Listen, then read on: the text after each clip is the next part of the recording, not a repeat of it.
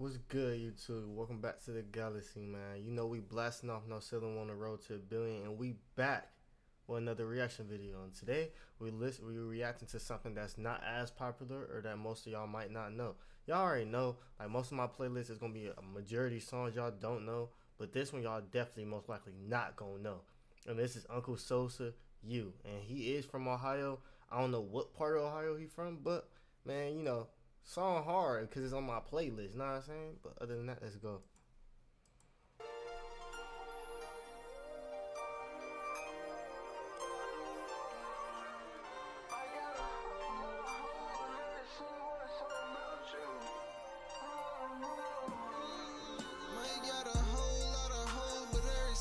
Something about you. She want me to make the type of music we can get down to. If they ever get you in that room, promise you won't make it sound too. I need to know that ain't no clowns that's even around you. Had a couple clown bitches trying to run a circus, must think that I'm a fool. Better not be the same, do what they all do. Wanna be the main squeeze, I need to know that you gon' fall through. Still gon' think you're fucking off, but I know you still gon' call too. Marrying the money. I can't let them know my occupation.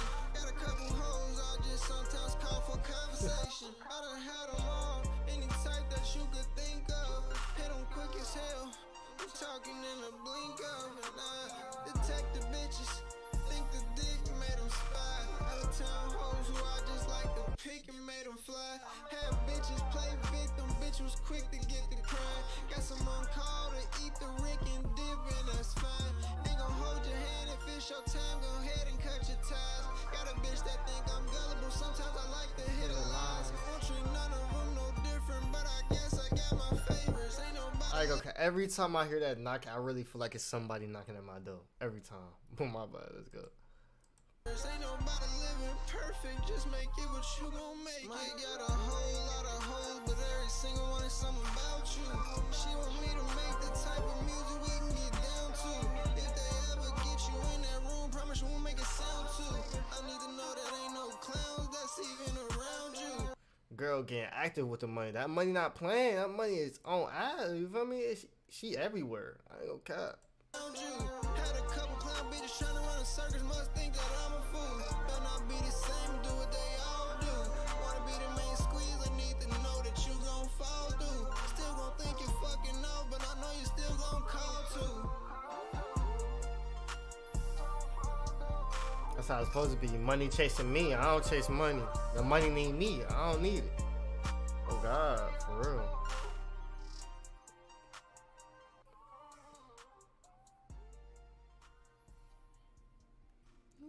Hey, that beat was so crazy too, bro.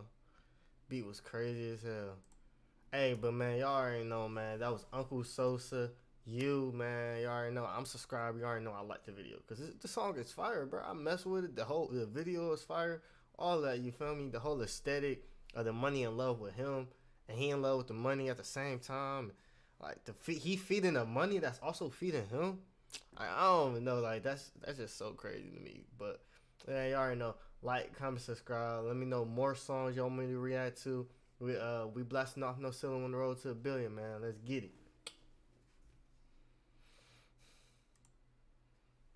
You know what I'm saying? Let's get it. I don't even know if I did that right. Fuck it. We're just gonna roll with it though.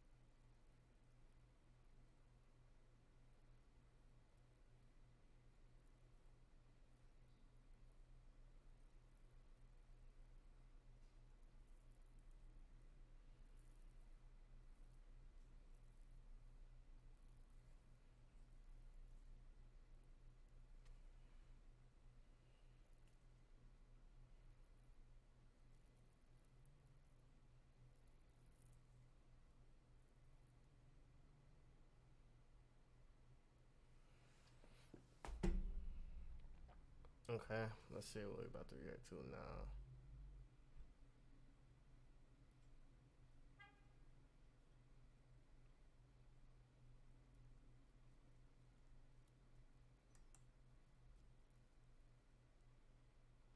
$5 duo at Burger King. Double up flavors when hunger dings. Whopper Jr. and Royal Crispy Wraps for a lunch, dinner, or late night snack. BK, have it your way.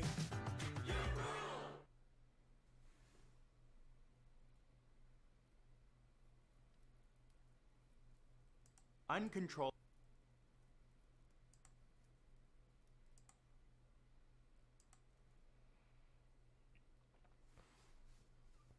Alright, no, man. Welcome back to the Galaxy, man. You know we blasting off No Ceiling. We coming back to another. Oh wait, messed up.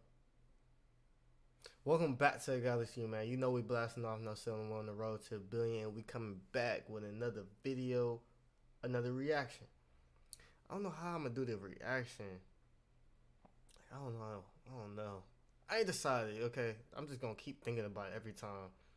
And then this video was legalizing weed a mistake?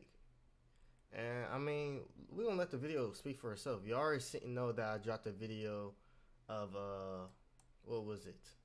What's the last video? How weed drains. Yeah, I dropped that video. So now we finna get into this. Was legalizing weed a mistake?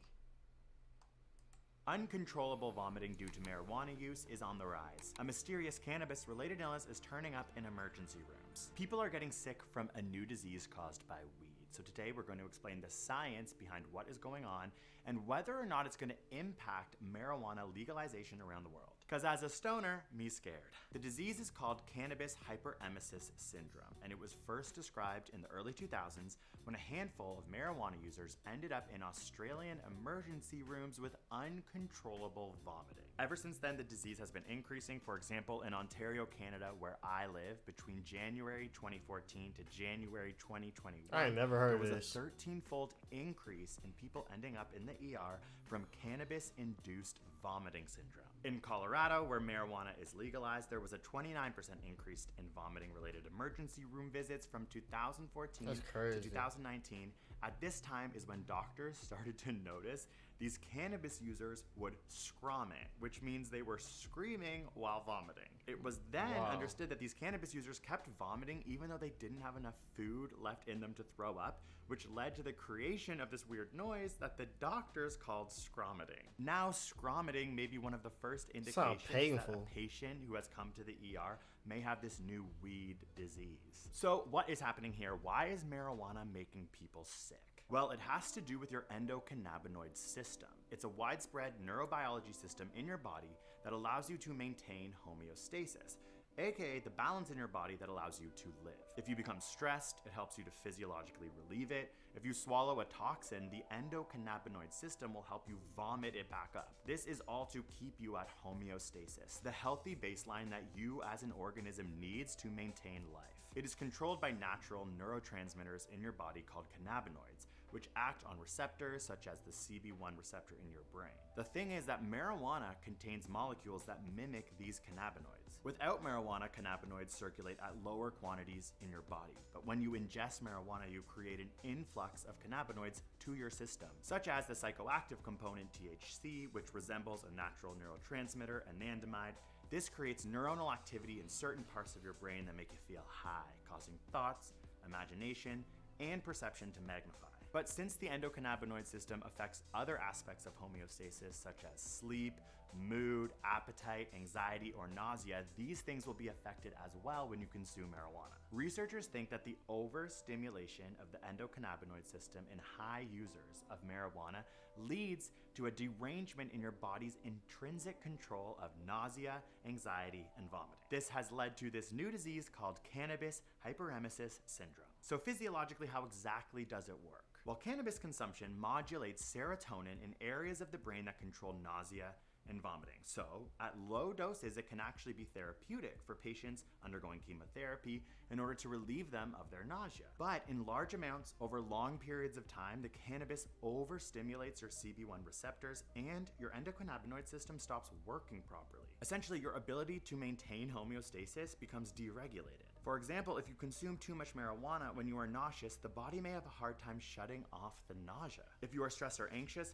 your endocannabinoid system now has a hard time bringing you back down to baseline. This is what can now lead to this uncontrollable stress and vomiting state known as the cannabis hyperemesis syndrome. On top of this, we know that marijuana can affect your stomach. Ever heard of the munchies? Researchers found that marijuana increases activity in parts of your brain that promote hunger. One study found that smoking marijuana leads to significant decreases in peptide tyrosine, which is a gut hormone that inhibits food intake. And hence why, like, if you smoke too much weed, like, and then, like, say you only eating after you smoke, then you only gonna be, after a while, your body gets used to that, and then you're only able to eat once you smoke, and then you don't have, it, like, messes up your appetite if you're not being, like, you know, if you're not handling it with care, you feel me? There's a tolerance that you gotta have. As well, marijuana is known to increase the hunger hormone ghrelin, an important hormone produced by your stomach. This can lead to the munchies, yes, but again, if you consume too much of this cannabis, researchers see that the first symptoms of the syndrome is a decrease in appetite that slowly leads to this vomiting state. Suffering from this disease... Yeah, exactly. Basically what I just said. I mean, I ain't say it led to this because I didn't know that, but yeah, if you smoke too much, you're gonna lose appetite, and then you're only able to eat once you have an appetite, which is after, after you have smoked. Depends on a variety of factors such as diet, age, the size of your body, but most importantly, how long and how often you consume marijuana. One study looked at people who had the cannabis vomiting disease versus people who didn't, and the amount of marijuana consumed in order for the study to work was 4 grams of marijuana per day. That's about 8 large joints per day, so you can now see this is a disease that is happening in people who are consuming a lot of marijuana. Now, most of the research on this new disease is coming out of places where marijuana is legalized. In Alberta, the amount of cannabis-induced syndrome patients in the ER went from 15 per 100,000 people in 2018 to 32 per 100,000 people in 2020, but this leads to another important statistic about how this could be affecting younger people more. In Alberta, if you look just at the ages of 16 to 24-year-olds coming into the ER with this disease, 600 out of 100,000 of them have this cannabis hyperemesis syndrome. That's a lot, and it could be because the endocannabinoid system in younger people is actually more sensitive, or it could just be that 16 to 24-year-olds are consuming the most amount of marijuana,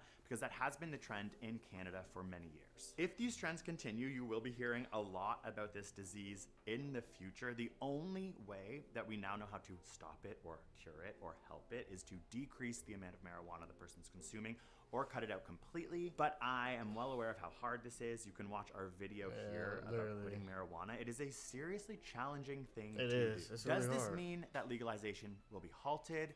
I'm unsure about this. In Canada, where I live, where marijuana is legalized, Nah, I so ain't is gonna stop alcohol, so are cigarettes, It brings too so much. are vapes. Alcohol, for example, kills way more people than marijuana. You can overdose on alcohol. You cannot overdose on marijuana. Right now, researchers don't think that legalization will be stopped, but we need to be aware of this new disease. Homeostasis in your body is important. Your endocannabinoid system is important. Playing with it by consuming a lot of marijuana is going to be affecting your life. If you consume too much marijuana, your body will lose its ability to control sleep, mood, anxiety, and vomiting. As someone who consumes a lot of weed, I think this information is extremely fascinating and important because we need to understand that these things are going on to make the proper decisions for our lives. As well, we need a lot more researchers on this topic. We need money being funded towards this because it's a new disease and all of this information is extremely new. Thank you so much for watching. Share this with your stoner friends, and we'll see you soon for a new science video.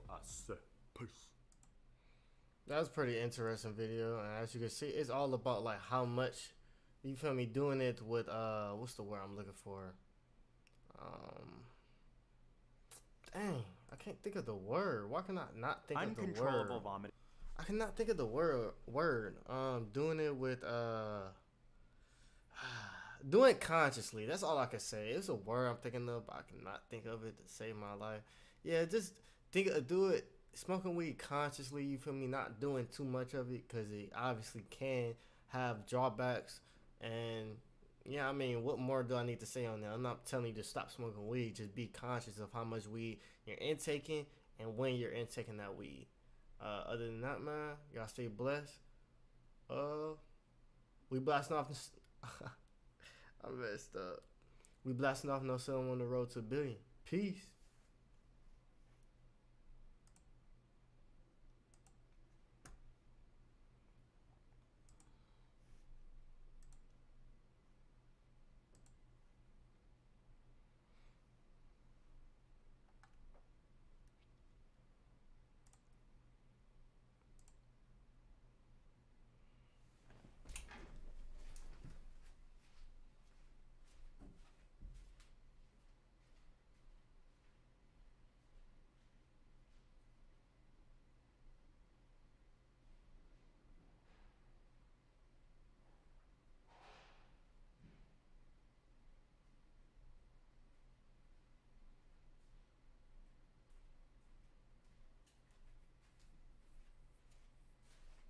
Listen, man.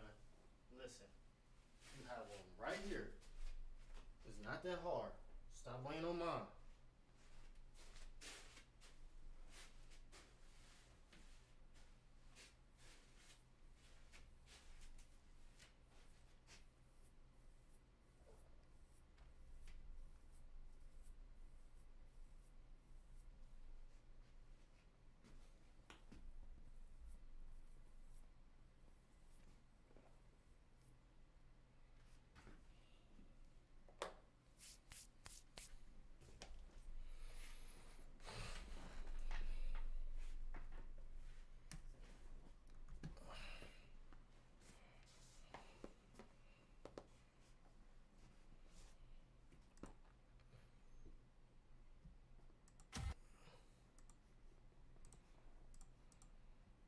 As the help.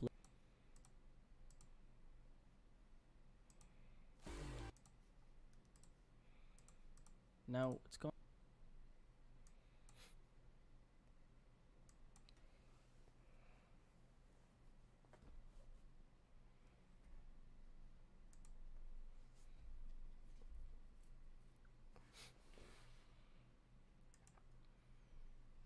So there's a reason why I do not just like listen to anything these rappers have to say. Don't watch them. Don't pay attention to them. Don't listen to their music. Excuse me. It's because a lot of them promote things that are like literally toxic for our generation and toxic for the children coming up listening to it, even for the adults, the ones who don't have a strong enough mindset to like go against it. But it's hard to like reject something when that's all you hear. Like if you constantly hearing about killing all the time in your music, then if you eventually want to freestyle, you're probably going to talk about killing too, because that's nine times out of 10, that's what your brain is constantly hearing. That's why it's important for you to be mindful of what you're watching and what you're listening to. And look, 111 on the subscribers. I'm gonna subscribe. Excuse me.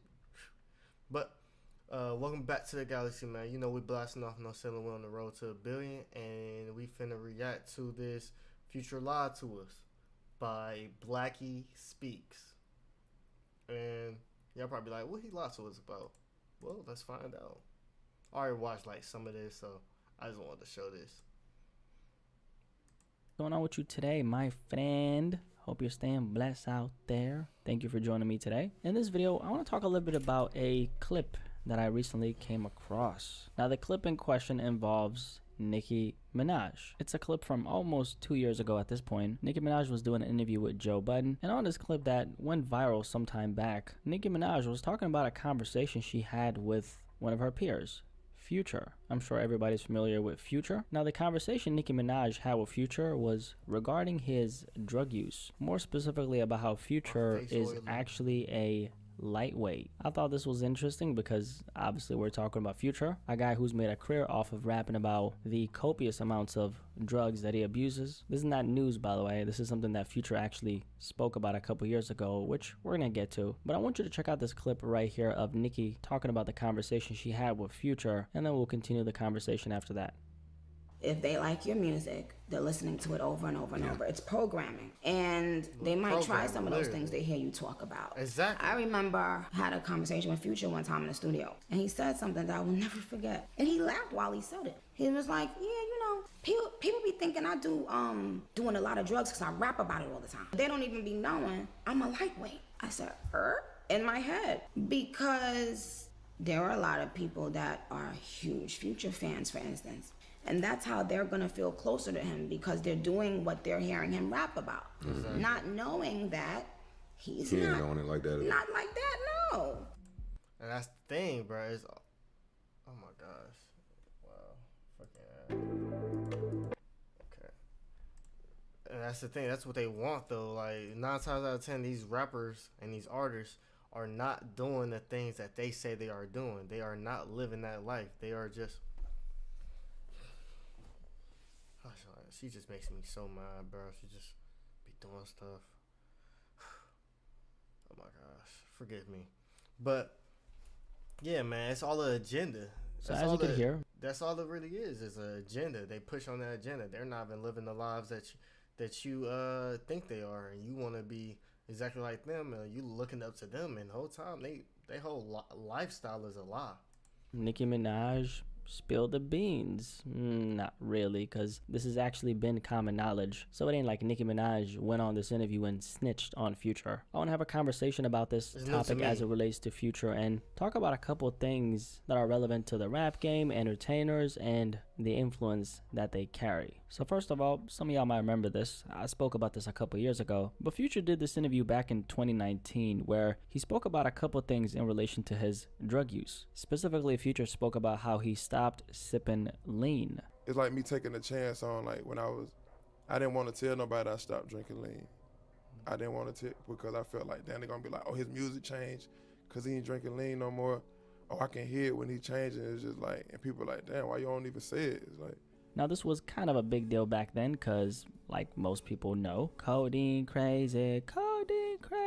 Future talks a lot about abusing all kinds of drugs in his music, right? Everything from the imagery to the lyrics to the message. It's Future. What can I say? This is what he does. This is one of the biggest appeals of a guy like Future. Lyrically, he kind of paints these pictures in your mind and tells you these stories of this person who's supposed to be him, who's abusing all these drugs and doesn't want to stop abusing all these drugs. By listening to Future, I've always felt like, you know, it's almost like the listener is getting a taste of this destructive lifestyle that they themselves are never gonna partake in. And that's a part of the appeal, because it becomes this thing that's very taboo that you yourself are not gonna do, but you could always listen to it and be brought into this world with the help of Future. Now, when Future made this little revelation right here, a lot of his fans were coming out and they were confused. Cause what do you mean Future stopped sipping lean? Ain't no way. You tell me the guy who made codeine crazy put the cup down? It's just crazy because that interview never made it like super like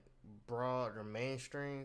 Well, not that I know of, because like I don't pay attention to these artists enough, because I don't care too much about their life or what they got going on, because I know most of them are negative on our generation. They do not push us towards a better goal of living, you feel me? If anything, they pushing on agendas that kill us at a faster rate, but that's my own personal opinion for most artists, not all of them. But I mean, it's funny that didn't make it as clear or as big, and then that he's still living under that or behind that facade of a curtain, that he's still that same guy.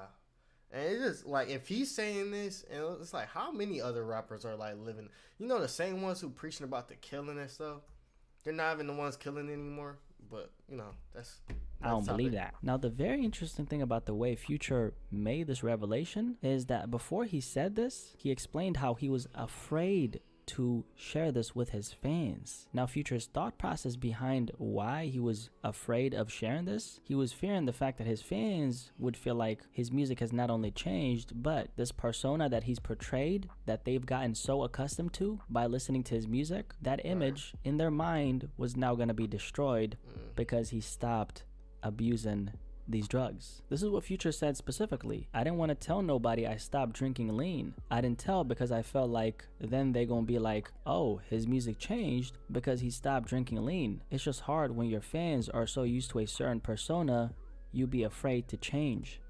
But that's why it's so important. Like if you're an upcoming artist or you're an upcoming content creator and or influencer, whatever you want to do, if it has an effect on people and how they see you, that first impression is so important. Because if they see you smoking weed the first time when they meet you, then they're gonna be used to you smoking weed. You feel me? And then when you stop, they're gonna be like, huh? It's just like when Snoop Dogg said he was gonna stop smoking weed. We was all like, huh? I mean, I would have been like glad that he stopped. It was like I have my own view on smoking weed, but you know, it just if the person rocks with you, they should rock with you because of you as a person, not because of what you're doing or where you're at. You know, I seen him say this a couple years ago, and my initial thought was like, ah, damn, look at this guy. He knows exactly what he's doing. But another part of me was like, you know what? This sounds like a man who's just self-aware enough to know that his business is built on one thing, and so coming clean about the fact that the foundation that it was built on ain't really what it is could obviously have a negative effect on what he's doing. Because Future, just like any other artist, it wasn't built on a facade, but after, you know, it took a route, yeah, now it's a facade because he's still like running with it.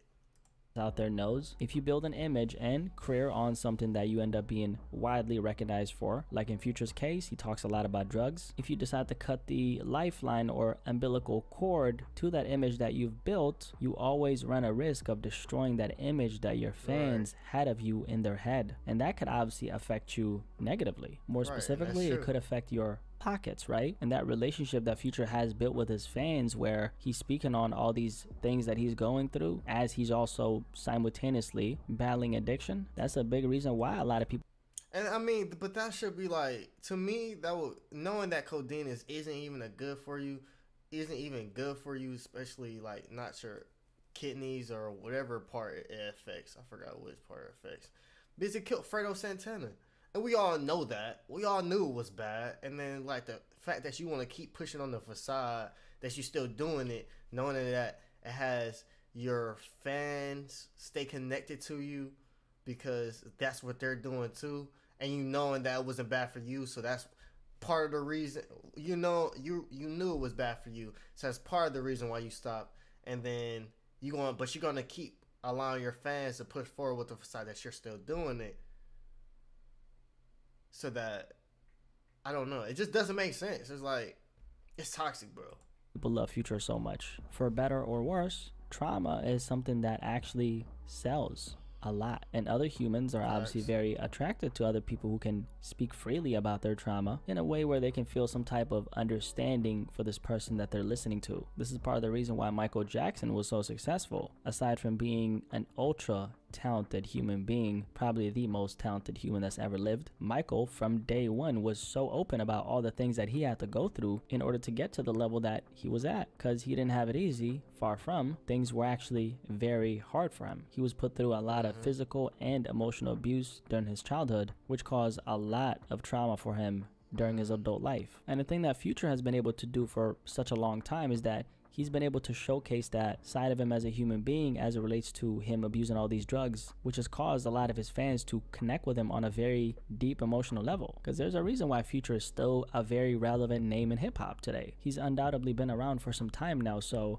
we can't brush him off as just a rapper who's here today and then gone tomorrow. Clearly he's not gone anywhere because he's still thriving. Now, I thought this clip from Nicki Minaj speaking about this was so interesting because even she was surprised that Future was a lightweight. And that's obviously a testament to the fact that Future has done a really good job at crafting this, what looks like to be a character, right? Who's deeply entrenched in this addictive behavior and cycle that he finds himself in. And Future, according to Nicki Minaj, he was essentially telling her, it's crazy how people think that I'm doing all these drugs, Nicki, but really I'm a lightweight. Maybe he told her that in tongue-in-cheek. I'm not really sure. We would need some more context. But to me, that kind of highlights a disconnect between Future and this persona that he's sold to millions of his young fans. Because to me, if I judge Future not based on his material, if I judge him as it relates to this conversation based on all the things that I've seen from him on the outside, like him kind of coming out and saying, hey, I don't even do these drugs, and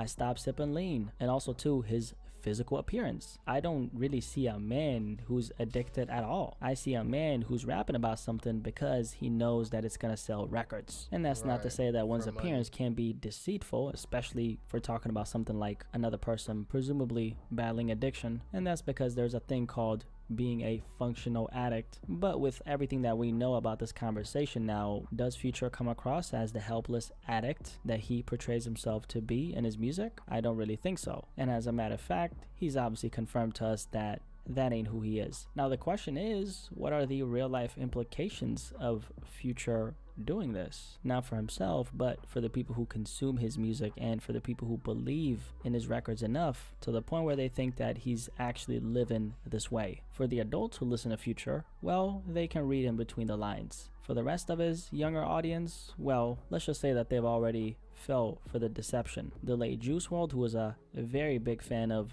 Future when he was growing up, he's actually one of those people who unfortunately fell for this deception. Juice, when he was alive, spoke about how Future was someone who inspired him to experiment with drugs, specifically lean. When Juice WRLD shared this with Future, Future felt a strong sense of remorse. So Future did actually speak about how he felt a strong sense of regret after Juice WRLD's passing. He said that it was never his intention to motivate Juice WRLD to experiment with these drugs, and more specifically he said, I wouldn't want no one to go through anything to harm themselves or to bring death to themselves, and Juice WRLD is a touchy situation. I'm heartbroken by the whole thing. My heart goes out to his family, his mom. And I believe Future. I don't think his intention was to harm anyone. He's an artist and he's doing what he does best, which is express himself. But we can't ignore the obvious. A guy like Future, who talks about drugs the way he talks about them, has probably influenced thousands of young people just like Juice WRLD to experiment with some of the drugs that he's talking about in his music. And I can't blame him because you know you're not in charge of like other people or their kids, or like you're not actually telling them like, oh, go drink lean. But like I think my cat was just doing something. But at the end of the day, you still gotta accept your part that you are an influencer. Whether you like it or not, people are looking up to you. That's why. I'm sorry, just a second. Bro, do you mind? Do you mind? Like, dang, bro. Like, no chill.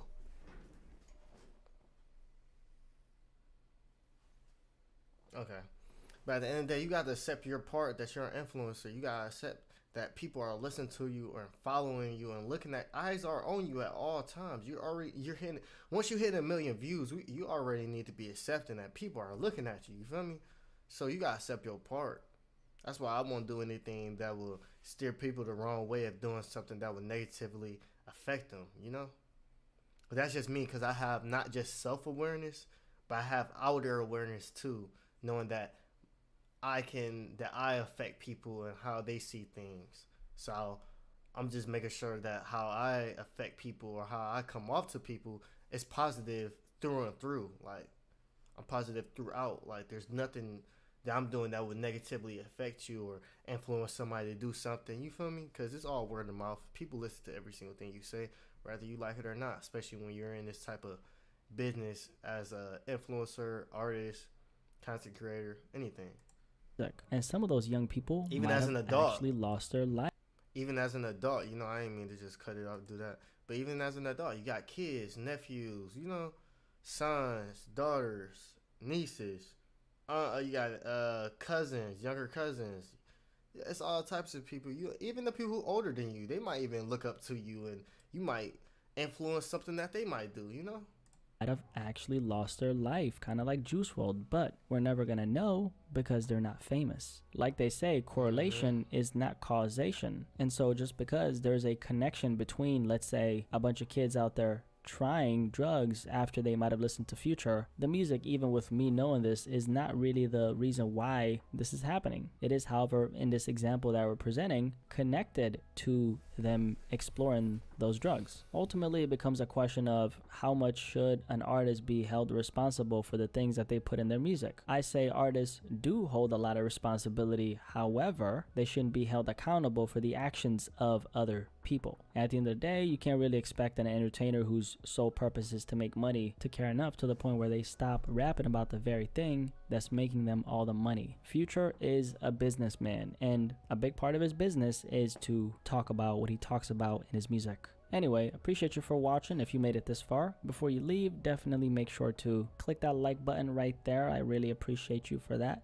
Thank you. Okay. Thank you. Also, if you're not subscribed, maybe you're new here, or maybe, you forgot to subscribe, make sure you subscribe so you can keep up with all this content that we're pushing out right now. Appreciate you guys so much for joining me today. Curious to hear what you have to say about this topic regarding Future. What do you think about this entire conversation as it relates to the responsibility artists hold, specifically when it comes to what they promote in their music? Curious to hear what you have to say. See you in the comment section below, and I'll catch you on the next one. Peace. I'm out. Yeah, that is the end of that video. As you can see, that's how Future lied to us about the whole thing, and about the whole facade of him still like being an addict or drinking lean as much, or codeine as much as he says he does. It's a pretty interesting video. Honestly, I feel like regardless if you're not accountable for the actions that a person takes, you feel me, towards what they're doing, you just have to accept the fact that when you're a big superstar like that, you feel me, you're like Future of status, bro, you affect people, bro.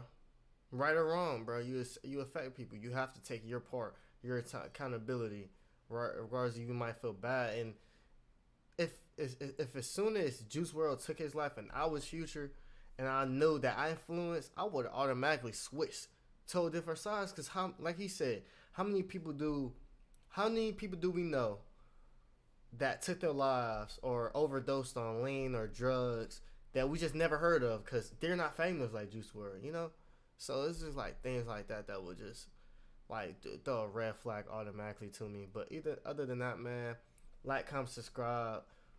We blasting off no ceiling. We're on the road to 1 billion. I almost messed up. But alright, man. Peace. Love y'all. Stay blessed. Alright, let me stop that recording.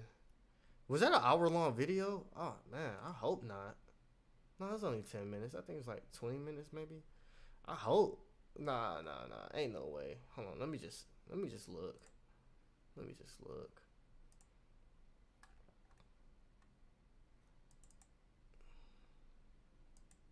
Oh, 20 minutes, and I gotta cut a little bit of it. Okay, so it wasn't that long. Let's see. Let's see what we finna react to now. Let's make sure my voice is good. That first impression is so important. Okay. All right, let's make sure my voice is good. We got the power of selfishness. Your new life is gonna cost you your old one. Semen retention. What if we just stop working? That would be great. So I constantly say, oh, I do want to react to this. Oh, I want to react to this. Yes. Okay, so. Alright, and this is gonna be a reaction to a reaction. What's good, y'all, man? This is going to be a reaction to a reaction of someone else giving them their thoughts. And I'm just going to basically chime in a little bit whenever I feel like it. Because, this is my video, and they're just being a part of it. You know what I'm saying? But this is the Quan Whitshire talks about Kaisenet saying his content is for adults. I did see this also on, what was that?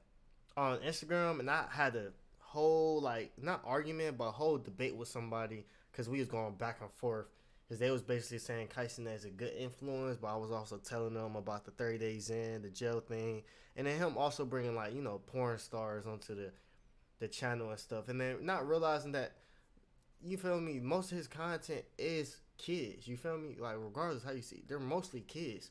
There's adults on there, but there isn't just adults sitting on there all day watching live streams, but there are, but it's just not as common as the kid is, But other than that, man, we finna get jumped straight into it.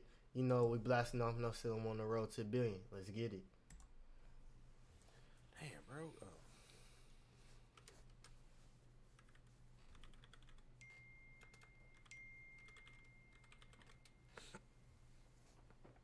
All right, now we're gonna watch this video right here, and I'm going to talk about this. All right, here we go. So Kai Cenat was being criticized for this video right here because he said his content isn't for kids. Let's go ahead and see this. I don't know who thinks and believes that I make content for kids, but you're dumb as shit if you think I'm making I guess I'm dumb. the content that I make is for me and other grown ass niggas, bro. If kids tune in, you gotta call their parents, gang. That ain't me. That's what I be talking. You can't blame me. If kids is tuning in also, nigga, if you do your fucking research, you dumb bitch, type in Constantnet on Twitch, nigga. Click on my stream and see if it warns you to be 18 plus to continue further watching. I mean, that's true, but that doesn't stop the fact that a kid can just still click through it. Nigga, I can call up my Twitch rep and They do the same thing at Pornhub, Kai. Like, they do the same thing on every porn site. And I've been saying I was 18 since I was 12. Right. You know what I'm saying? Like, bro. that ain't help. say, hey, can you please take up that Literally, money for bro. my shit? But guess what? I leave it. Wanna know why? That ain't Because Same guy who says got and Riz. Like, that's what I'm saying. No adult man is really saying Riz and got. Like, you know? hopefully you 18 plus watching this shit. It literally warns you before you click on my stream. All right. Now, let me go ahead and break this down for y'all, right? First of all, I'm on Kai's side. Let me just say that. Okay. I know that might have shocked y'all. Y'all thought I was probably going to go against him. I'm actually on the side. But I want to explain this. Kai Cenat got famous doing what on his main channel? Y'all tell me, because I already know what it is. So y'all tell me, what did Kai Cenat get famous doing on his main channel? I did. Nigga, I've been 18 for 6 years. Thank you. Pranks. When was he doing these pranks? When did he start these pranks? When he was a teenager.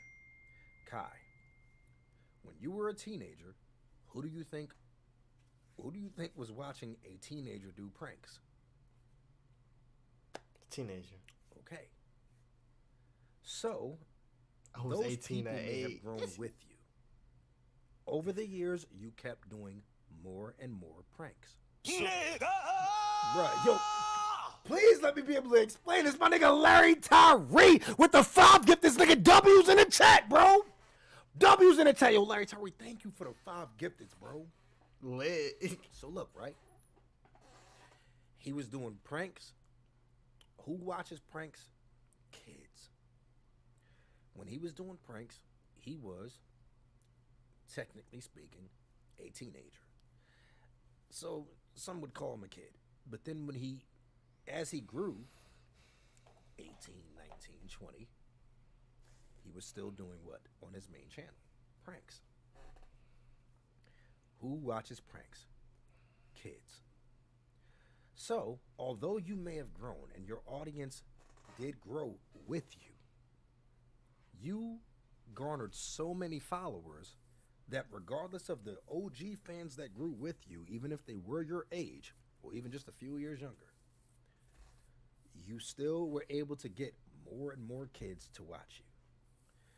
When you get on your stream and you were streaming for 12 hours, 24 hours, 28 days, Kai, there's not that many adults, I'm talking about, that have jobs and stuff like that, 9 to 5s, that want to say to themselves, man, I'm done with this 9 to 5. Let me go and watch Kai Cenat for 12 hours straight. Right.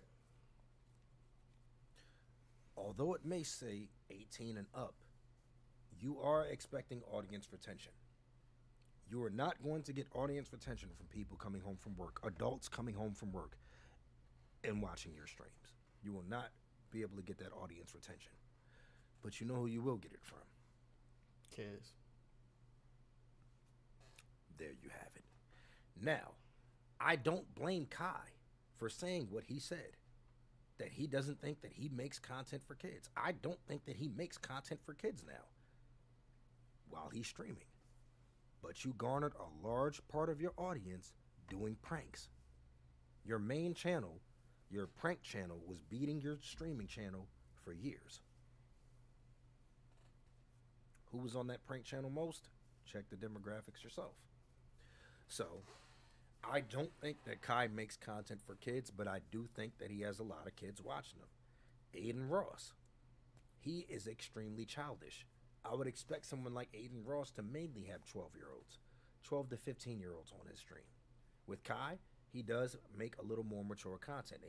He's not as childish.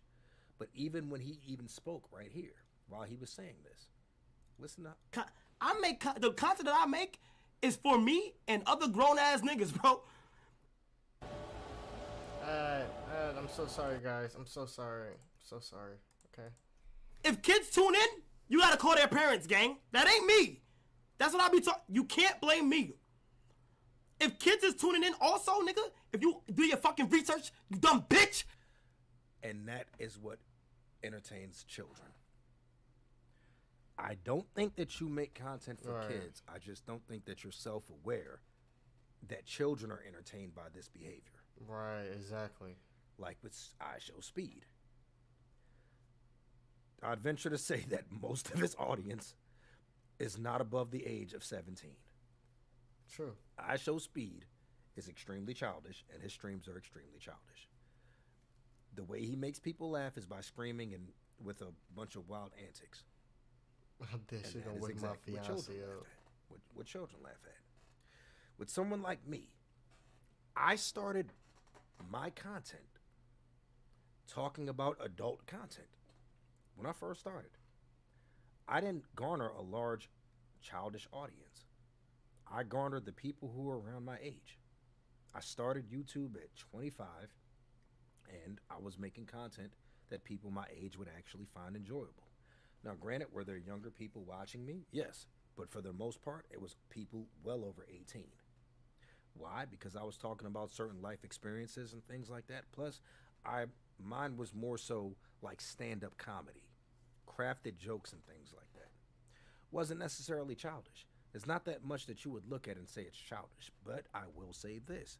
There were a lot of childish antics I did on my streams. So I would not be shocked if I do have a bunch of minors that were watching my stream. I wouldn't be shocked. Before, I don't think that those same minors would be watching me now, because I don't think they'd be entertained by what they would see on the streams now. Say, for instance, while I'm speaking, while I'm talking like this, there are adults on here that can listen to me talk like this, and they can listen because they're adults. Their attention span isn't short, and I don't have to be wild and eccentric or anything. They just want to listen. They want to enjoy themselves. But the old me, I can see why the kids would watch it. Right now, what kid would want to sit there and listen to someone talk like this? Probably none. Now, you got people like Hassan, Destiny. I don't think there's, like, bro, probably like maybe 0.0001% of their audience may be kids. Those are political streamers, people who debate for a living. I'd venture to say there's probably no kids watching them. And if there are kids watching them, those are probably extremely intelligent kids that are going to grow up to be, you know what I'm saying, right, in the government or something like that, you know, probably in politics. But yeah. So, Kai, although you may not think that your audience is, what, nigga? Yo, JMB, thank you for that gifted, bro. Although you may not think that you make content for kids, a large part of your audience is going to be children. So, there you go. There's my piece on Kai Cenat, making content for kids. The Wiltshire, you're more than welcome to have that. There you go. I was going to make that and put it out at first. I was going to make an original video, you know what I'm saying? But there you go. Wiltshire, you got that one. So, yeah. Is that it? Hella kids watch them. Yeah, like I said, it just, like, okay. I can understand why a child would come home from school and want to watch him for 12 hours. But I even tell everybody here, don't watch me for 12 hours. I tell y'all that all the time. If I'm going to stream for 12 hours, there's not a single motherfucker I want in here to say, yo, I've been watching you for the whole 12 hours.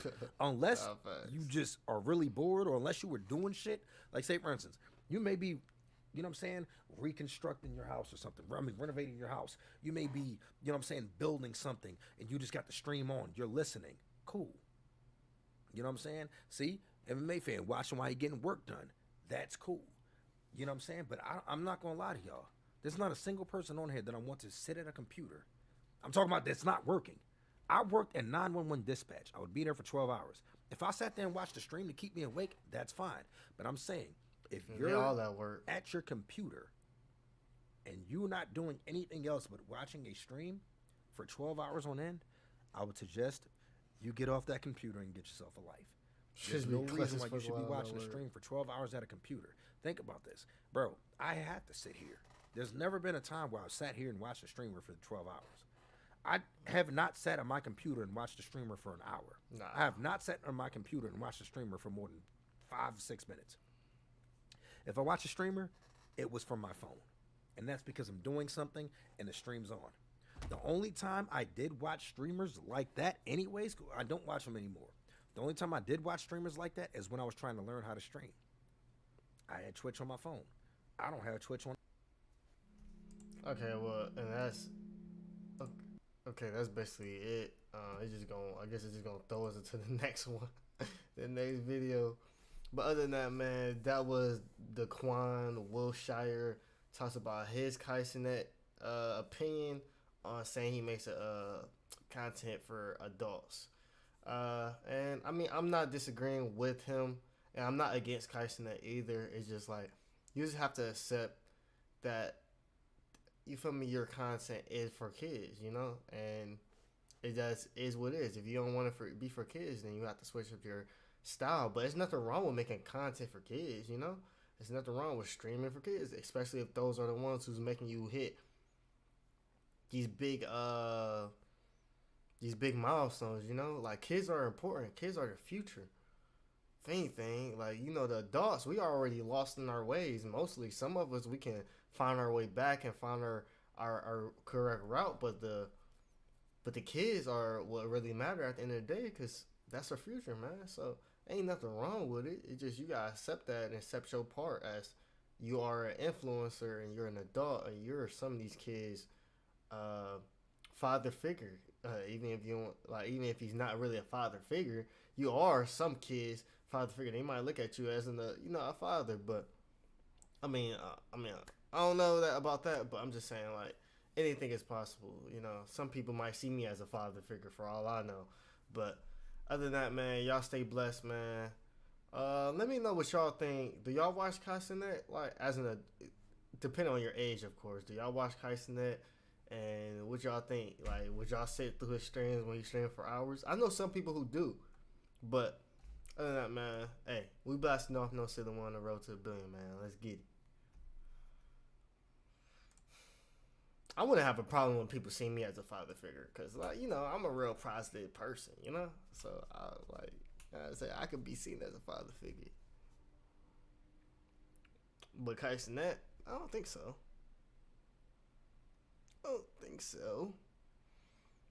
Let's see what else I need to react to. Let's remove that. Bro, look how many videos I got to react to. Like, let me just show y'all. How many videos I have to react to. See all of this? These are all I think some of these are double. Yeah, see, some of these are double. Look at this. Look at this. I don't want to react to this. So I remove that. Look at this. How many videos do you see? 236, bro. 236. Sheesh. Hey, yo. Shirley Temple, the 3-year-old prostitute from Hollywood. Hollywood allowed this. This is sick, bro. I think we should react to this. What y'all think? Do y'all want to watch? 'Cause I think it's two of y'all in here. What y'all think? Shirley Temple, 3-year-old prostitute? Or I could keep going and find something else.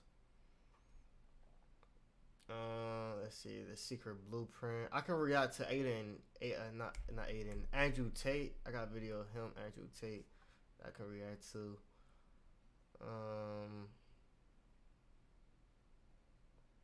Why grown men aren't growing up. Oh my God.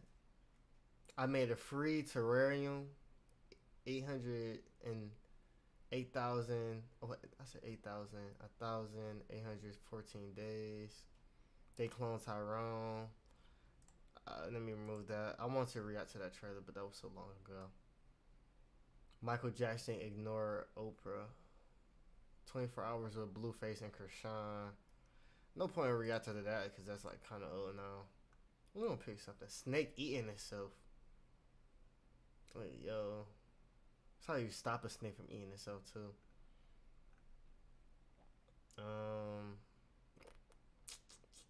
Oh, these are like a lot of songs and stuff. Find your sneaky link. Okay, so like a lot of these won't have to. Oh, how Beyond Scared Straight failed to prevent kids from becoming criminals. This might actually be pretty interesting. The Simpsons, Balenciaga. Okay, let's go to. I'm gonna do the Shirley Temple one. I think that's pretty interesting.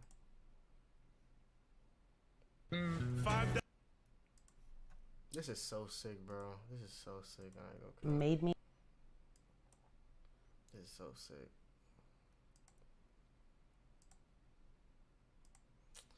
What's good, YouTube, man? We got a little bit of darker content today. This is Shirley Temple, the 3-year-old prostitute. Hollywood allowed this, and this is by Kareem Al-Dori, if I say her name right. Hey man, this is just sick. This is just the world we live in, and you don't know how many childhood stars have gone through the same thing. Like the boy from Home Alone went through the same thing. But man, we about to react to this. We about to get straight into it, man. No talking. Let's go. This story will probably enrage you, so this is your trigger warning because we are going to get into everything revolving the career of Shirley Temple, and it is very triggering, so don't say I didn't warn you. I will have to censor some of my words and things that I say for YouTube. Some of the clips made me uncomfortable. It's a very uncomfortable story, and Shirley Temple is just a very, very strong woman, all right? It's a shame that society was not really ready for the adult Shirley Temple. I mean, look at her. She was beautiful, right? She was sadly typecasted into childish roles for the remainder of her life, despite her breathtaking beauty and versatility as an adult. But Shirley Temple didn't really want anything to do with Hollywood anymore by the time she was of age. She began her journey in Hollywood at the tender age of 3 years old, and she retired by the age of 22. By the time she was 22, she was over it. She was like, you know what? I want to go do other things. She was overworked, okay? She began acting in an era before producers had censorship guidelines and where anything went in Hollywood, including films starring hypersensualized toddlers, if you catch my drift, pretending to be street workers. And y'all know what I mean by street workers, because YouTube, like I said, but women who sells their bodies, okay? And 3-year-olds were playing drunks and street workers and angry veterans and all of that. And she suffered unimaginable abuse on set behind the scenes and was not believed when she spoke out. Her mother was always present with her on sets because she was her hairstylist, but despite that, she couldn't be present for every situation. And when Shirley Temple went and tried to tell her mother what was going on, like the abuses that she was dealing with on set, she chose not to believe her daughter.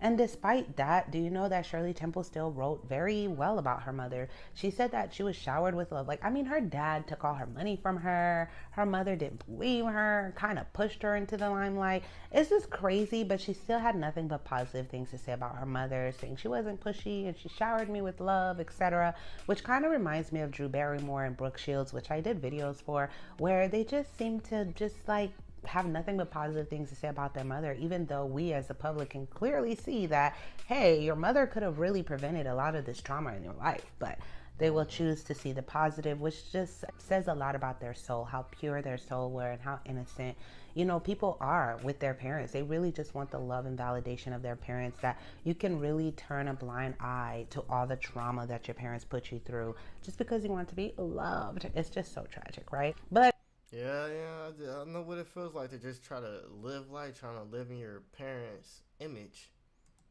As always, before we get into all of that, we will get into everything like I stated. I do want to start on a very positive and light note because this video is so heavy. So before you click off, as tradition, I want you guys to grow familiar with Shirley Temple's personality to really get to know her. We will discuss some fun facts like her favorite thing, food, diets, and stuff like that, and some of her beauty secrets in her adult years that kept her looking youthful. Then we will discuss her childhood career, personality, and her eventually walking away from Hollywood. You know, all the creepy details.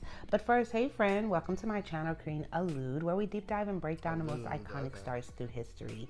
If you're not yet subscribed, please be sure to do so. And if you're already subscribed, please turn on your notification bell so you never miss an upload. And starting on a lighter note, let's talk about her beauty secret. So Shirley Temple is an iconic figure in the entertainment industry, known for her adorable curly locks and her charismatic performances.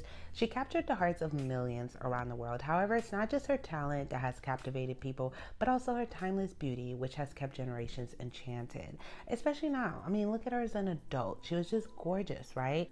Gorgeous, and she could have gave any of the starlets a run for their money. But you know what, the tabloids back then were so ruthless, probably more ruthless than we have tabloids today. If you guys think tabloids today and gossip channels and all that are harsh, they were so harsh during this era, where they talked about her body, calling her stocky. They didn't even think she was a real adult. Like, they thought she was like a dwarf and that she wasn't, you know, real.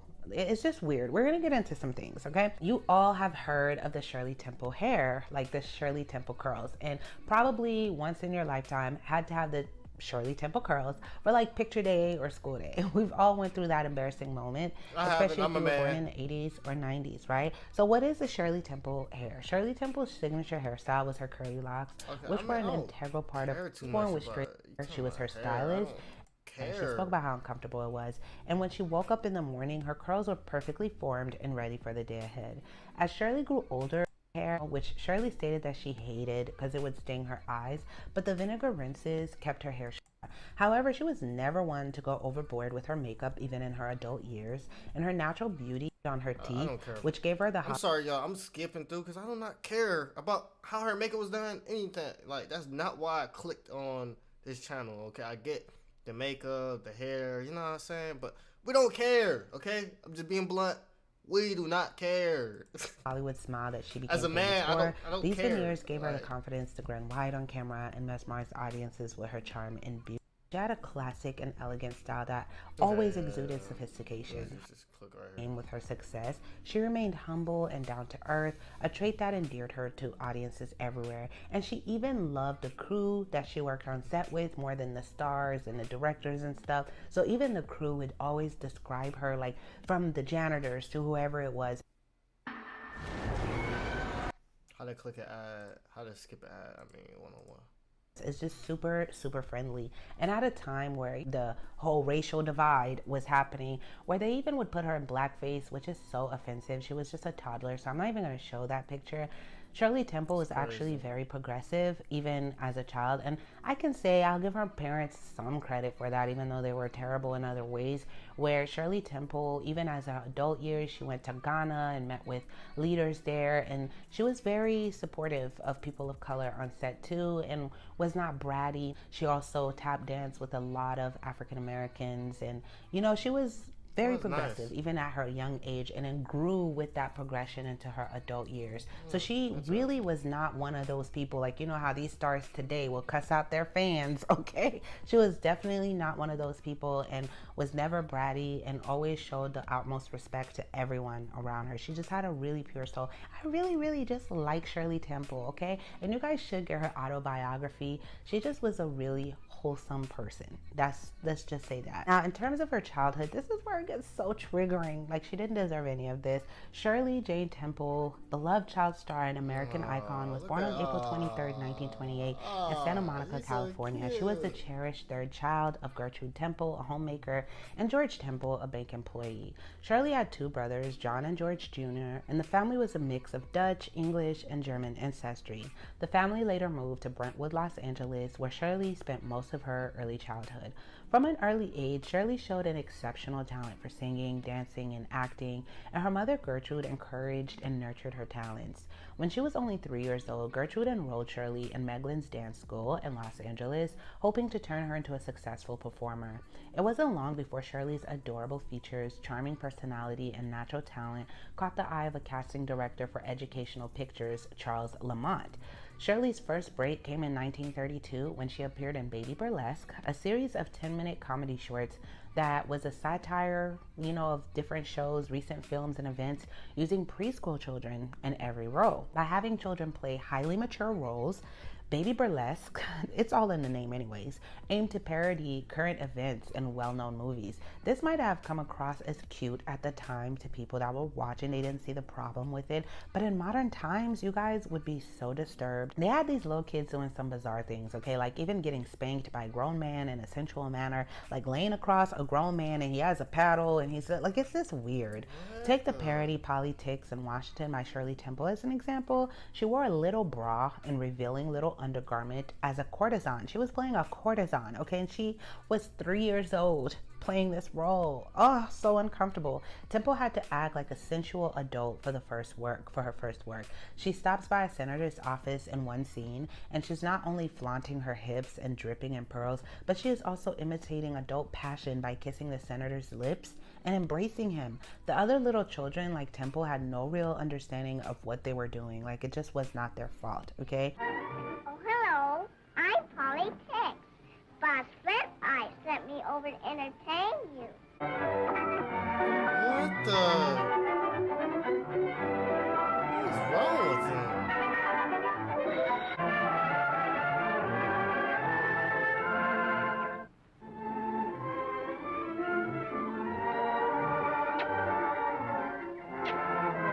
Wait!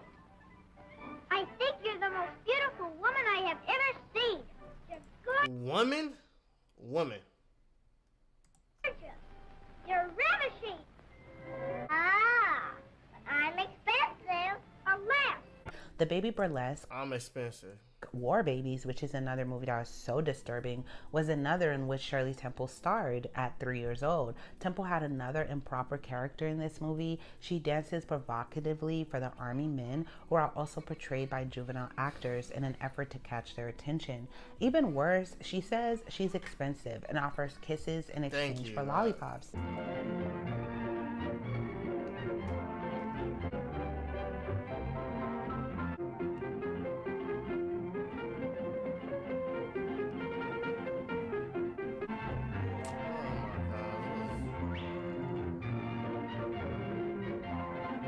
Absolutely no copy time. Hey, bartender! Whatever, baby. No. Gee, what you dang guys spent?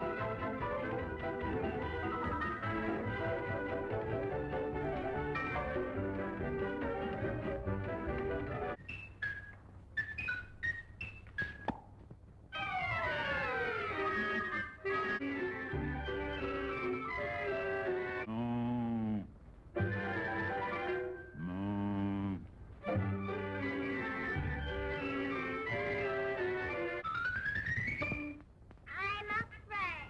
Hey, Slavinsky, throw that mutt down the head. Listen, baby, I gotta go now. Now you be good until I get back. Stay away from that clown. Clouds have to work. Okay, baby. What are wrong with them?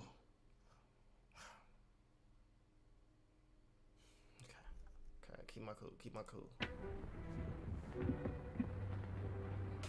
And yet, in some strange way, Disgusting. even this wasn't the worst part. The directors also was cruel with the kids if they didn't perform to his liking.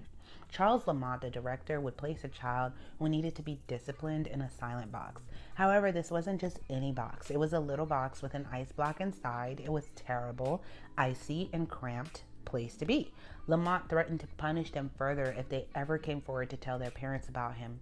and Temple was ignored when she attempted to try to tell her mother about this dark situation. It's crucial to keep in mind, though, that Shirley Temple's mother launched her career. She launched her daughter's career, right? Miss Temple aspired to live vicariously via the success of her daughter, and after all, Shirley was her mother's ticket to fame and money as a failing ballerina herself. In the face of director Charles Lamont, Shirley Temple was absolutely helpless, and people on the outside were accusing her of lying. Lamont conveyed the kids anyway. He pleased and did whatever he wanted with them. "This isn't playtime, kids. It's work," he would yell at the kids.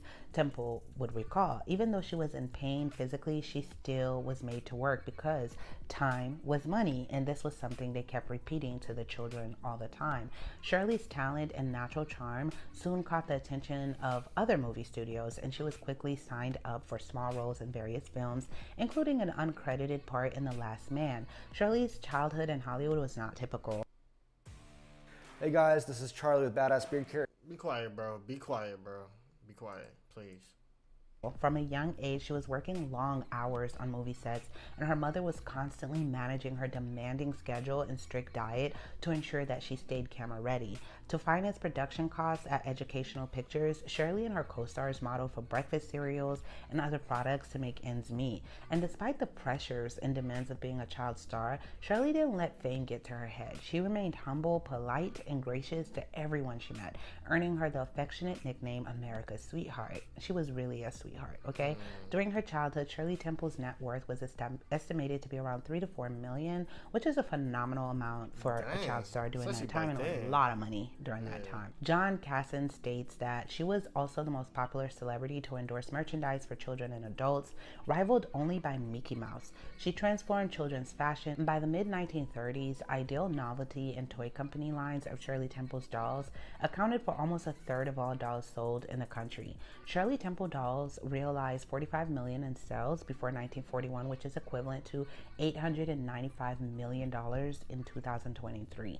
Successfully, Shirley Temple items included a line of girls' dresses, accessories, soap, dishes, cutout books, sheet music, mirrors, paper towels, and numerous other items.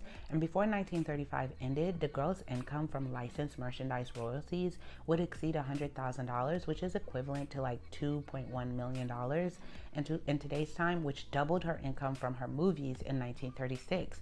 Her income from royalties topped $200,000, which is equivalent to $4.2 million today. Nevertheless, Shirley's earnings were carefully managed by her oh my god, here's the mother and other advisors, and she did not have access to her fortune until she turned 21. Oh my gosh, like this is so sick to me that the mother was so money hungry she ignored her child's needs, bro. You're a terrible mother, and God has a perfect place for you, and it's not heaven. However, in Selling your 1934, child for Shirley's money. father, George, became Selling your child for money.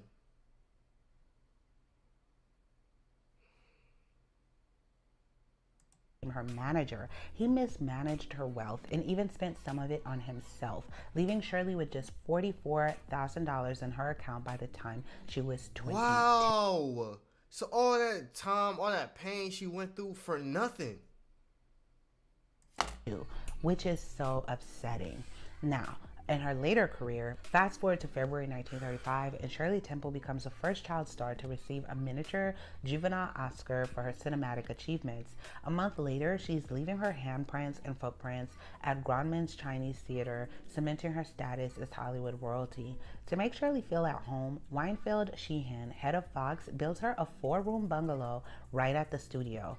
They wanted her to be ready to work so bad that they just built her a little house right there on the studio. You can't make this up. It was complete with a garden, a picket fence, a tree swing, and even a rabbit pen. The living room wall is adorned with a mural of Shirley as a fairy tale princess, complete with a golden star on her head. And thus, the Shirley Temple phenomenon continues to enchant audiences, with the studio making sure their star is well taken care of. But with all of this, we know that what goes up must eventually come down. The studios definitely started turning against her. Let's first address the crazy rumors before we address the flops. Imagine this. Rumors were flying around that Shirley Temple, America's sweetheart, wasn't a child at all, but a 30-year-old dwarf. This absurd claim was apparently due to her slightly stocky frame. They kept commenting on her body so much, it's sickening because she was still a child. They were dissecting the body of a child, guys. I can't make this up. The gossip was so widespread, especially across Europe, that the Vatican felt the need to send Father Silvio Massante on a mission to confirm whether she was really a child. Like, why do the Vatican care? The Vatican is, I don't want to say anything, but the stuff they used to care about during that era was weird. Why do you care about whether a child is a child or not? Like, what does that have to do with God? You know, comment below your thoughts on that. It's just the stuff that they cared about was beyond me. That you buy a plane ticket for someone, send them all the way to America to examine her body. How weird and creepy and upsetting is that? Okay? Anyway. You freaking weirdo. And then there was the mystery of her ever perfect smile. People wondered, why doesn't she ever seem to lose any teeth? This led some to jump to the wild conclusion that she must have a full set of adult teeth, which wasn't true. The reality, like any other child, Shirley was regularly losing her baby teeth during her time at Fox. To maintain her perfect on-screen smile, she wore dental plates and caps to cover up any gaps. And just to add to the ridiculousness, there were whispers that her teeth had been filed down to look like baby teeth, which was also not true. Then there were the tall tales about her iconic curls. Some believe she was wearing a wig, and fans would even tug and pull out her hair to test the theory. She didn't even have privacy for herself. Like, she'd be out in public and you'd have adults pulling on this little kid's hair just to see if it's real or not without her consent. I can't even imagine. One of the most bizarre accusations. And the parents just letting it happen. Freaking sickos. Levied at Temple came in 1939. The accuser believed that Temple had stolen her daughter's soul, and she went so far as to try to assassinate Temple during a live radio performance of Silent Night. One of the most bizarre accusations, though, levied at Temple came in 1939. The accuser believed that Temple had stolen her daughter's soul, and she went so far as to try to assassinate Temple during a live radio performance of Silent Night. The woman believed that shooting Temple would release her daughter's soul from captivity, but thankfully she was unsuccessful, which was crazy. In 1940, Shirley Temple, the darling of America, found herself facing a challenge. Two of her films released by 20th Century Fox, The Bluebird and The Young People, didn't perform as expected at the box office. Given this downturn in her career, her parents decided to buy out the rest of her contract. And at the tender age of 12, Shirley was enrolled at Westlake School for Girls, a prestigious day school in Los Angeles, marking a shift in her life from film set to school desk. Back at the studio, the bungalow that had once been her home, you know, that little house they built for her so she could still continue to work in the studio, it was renovated and all signs of its former occupants were removed. The building was repurposed into an office, signifying the end of an era. It's like Hollywood will chew you up and spit you out. You're not making us money anymore. Let's turn. You are so lucky to be seen. Be quiet. I'm not lucky. I'm unlucky that I just gotta add. That's who I am. This house into an office. That's how they did her. However, Hollywood wasn't quite ready to let go of her just yet. They still wanted to milk out what they could from her. MGM, another major film studio, saw potential for a comeback and signed her on. They had big plans to cast her alongside Judy Garland and Mickey Rooney on the popular Andy Hardy series. And I did a video for Judy Garland also. Shirley's only film with MGM turned out to be Kathleen in 1941. The film, which told the story of a troubled teenager, didn't fare well at the box office and resulted in the mutual termination of her contract with MGM. She also dealt with a similar experience with Selznick, and it's just too annoying to say, but you know, he was this producer that did Gone with the Wind, and he's a weird character himself. He's on my list to do a breakdown for, but he basically had this remote in his office that he can shut the door, you know, in his office closed without even getting up from his desk with just a touch of his finger. And he had her in his office and locked the door and basically proceeded to chasing her around his office to try to sleep with her. And she was still a young girl, I'm telling y'all. But he grew tired of chasing her because she just kept running around in circles. He eventually just let her out. But yeah, it turns out her career started spiraling after that because she just was not giving in to sleeping. And it was part of David O. Selznick's contract. I'm so glad she got out of that, or thankfully that's what really happened. Track to, like, you know, let me not say contract, but it was a well-known secret in Hollywood that, you know, you have to sleep with him if you work with him. It has to be a casual, consistent thing. It didn't matter how old you were. You know, he was like a Harvey W. of his era. Just terrible. And according to Robert Wendler, a biographer, the film she made between 1947 and 1949 didn't make much impact financially. They lacked the high quality production values of her earlier work, and her performances didn't shine as brightly as before. And in August 1950, Shirley auditioned for the Broadway stage role of Peter Pan, but was unsuccessful. And recognizing that her recent films hadn't been up to par, she made a crucial decision about her future. On December 16, 1950, Shirley Temple announced her retirement from films, closing a chapter on one of Hollywood's most enchanting childhood stars.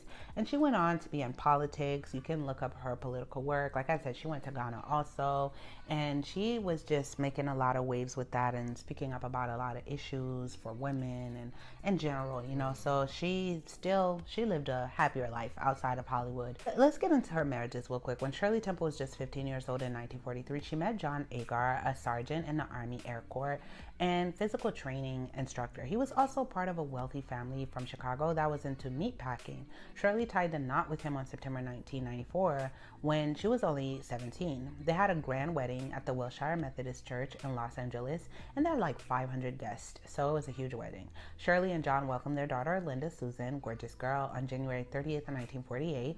Agar transitioned into acting, and he and Shirley starred together in 2 films, Fort Apache and Adventure in Baltimore. However, their marriage was fraught with difficulties. John reportedly struggled with alcoholism and was unfaithful. Shirley decided to end their marriage, citing mental cruelty, and they divorced on December 5th, 1949. She was granted custody of their daughter. Shirley's life took a turn for the better when she met Charles Alden Black in January 1950. Charles was a decorated Navy intelligence officer during World War II and was working as the assistant to the president of the Hawaiian Pineapple Company, coming from a well-to-do family. His father was the president of the Pacific Gas and Electric, making Charles one of California's wealthiest young men. So he came from money, okay? He wasn't a nobody. And Shirley and Charles got married in an intimate ceremony, not as big as the first one, at his parents' home in Del Monte, California on December 16th, 1950.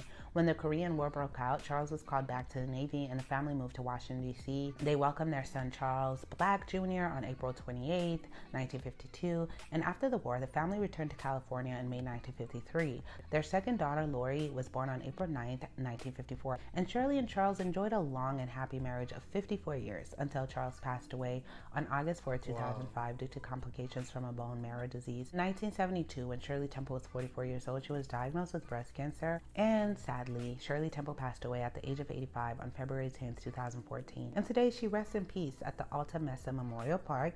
Her life continues to be an inspiration for many. And this is all I have for this video. I just think she went through so much. Please leave a blue heart in the comment section for her.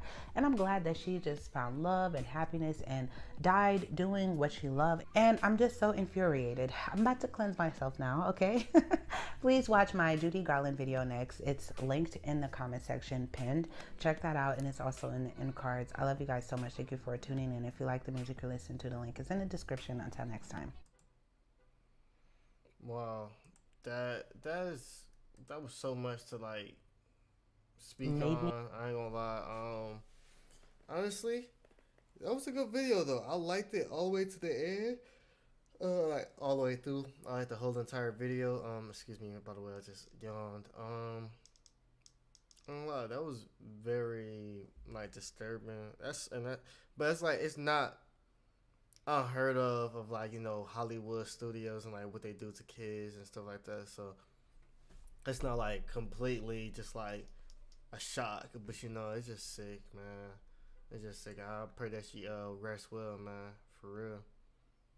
When I was a little girl, I saw Shirley Temple at an award show. I got up the nerve to approach her and ask her for an autograph. Before I knew what was happening, security came out of nowhere.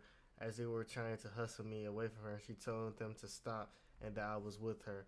After she got rid of them, she told me to walk with her to her seat. During the walk, we had a lovely conversation.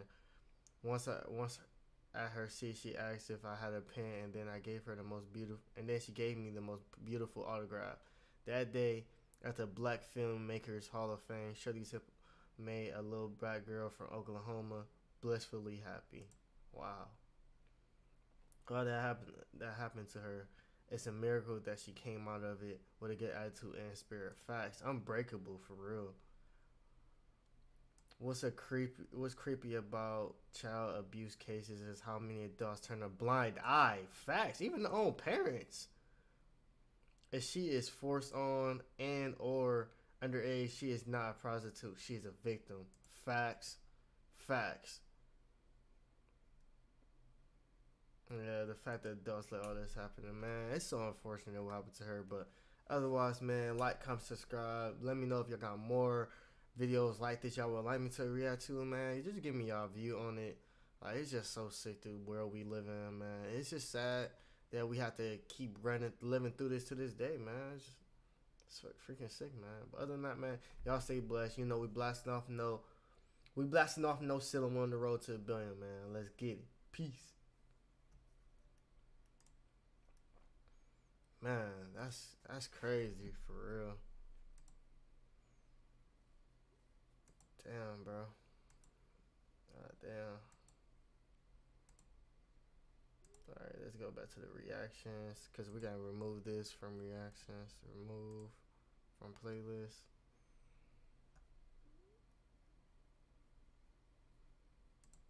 Okay, let's go to react. I don't know how many reactions I did today. How many did I do? It's 5:34, so I've been doing reactions for a little bit.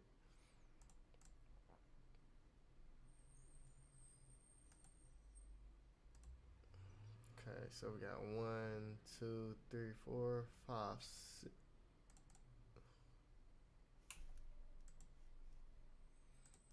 Okay, let's delete that. Okay, we got 5 videos so far. Okay, boom. Alright.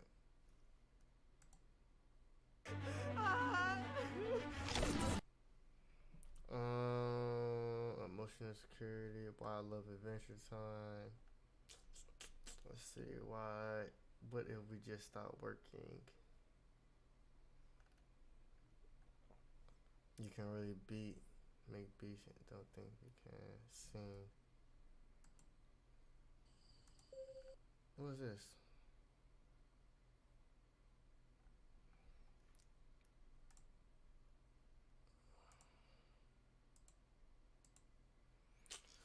What's good, YouTube? You know we blasting off No Ceiling on the road to $1 billion, and we about to react to this video called "Scene."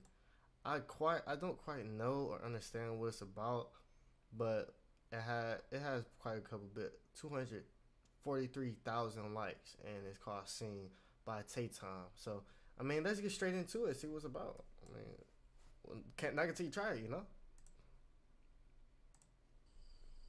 Like Adventure Time type of style. I like that.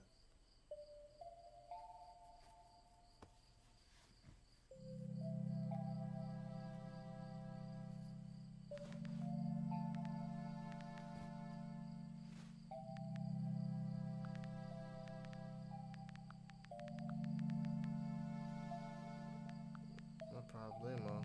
What's up? Yo, Grito? Yeah. Same old, same old. Oh, nice. Missed the fuck out of you. Wants to know if you're free, cause I'm back in town. If you want to catch up over coffee or something.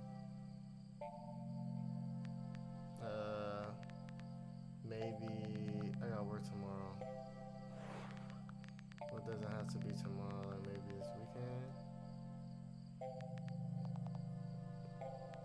Yeah. Okay. Nice.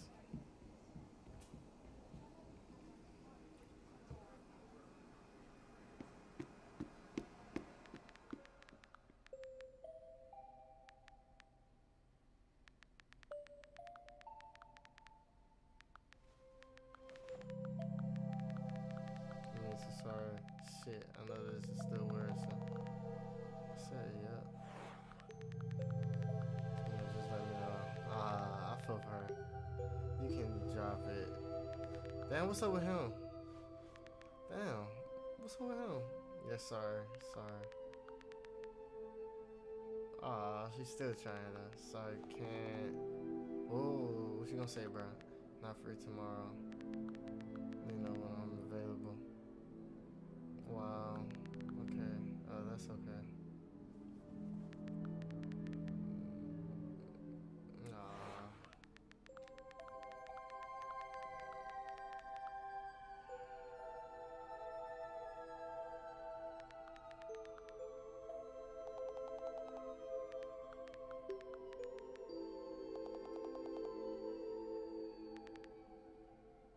nice. He just dry.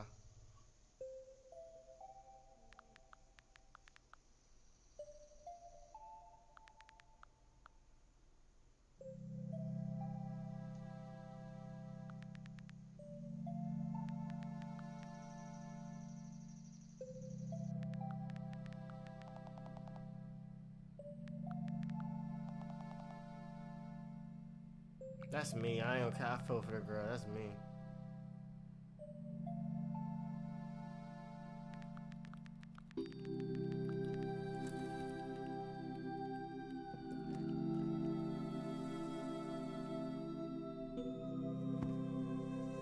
She feel like she did. She done messed up.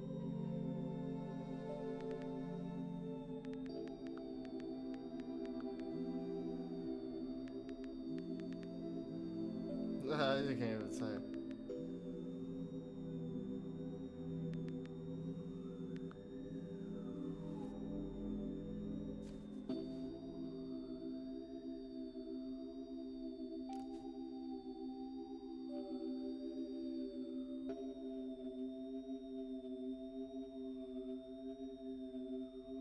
Wow.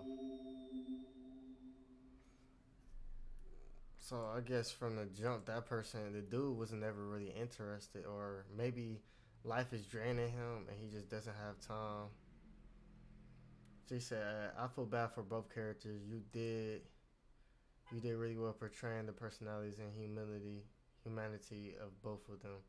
Holy shit, this killed me.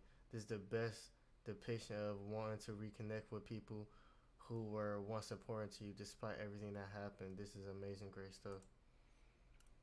We never find out what the history was or how it ended, and it's so open that anyone watching it can put their own experience into the story, and it automatically fills in with blanks. Related too much. I related so much to the left one, bro. The happiness at first, then remembering what they did, then being scared of being hurt again, being distanced to stay safe.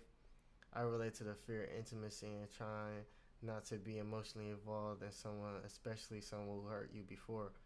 It's like chains on you hold you back from happiness you could have.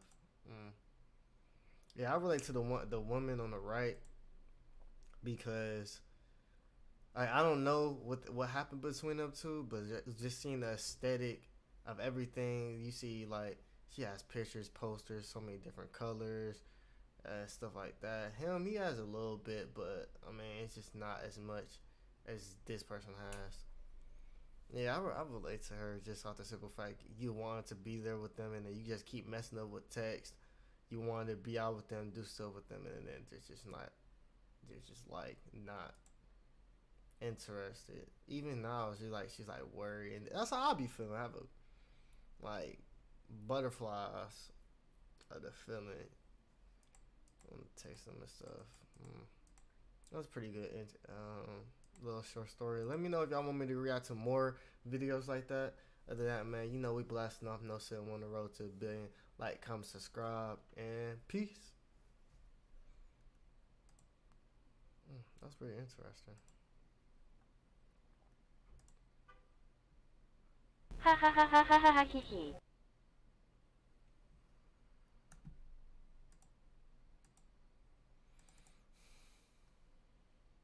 Made me uncomfortable. It's a very uncomfortable.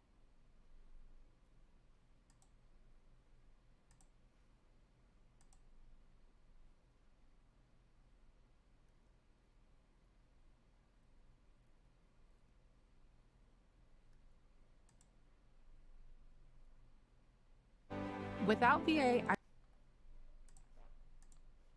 shook it.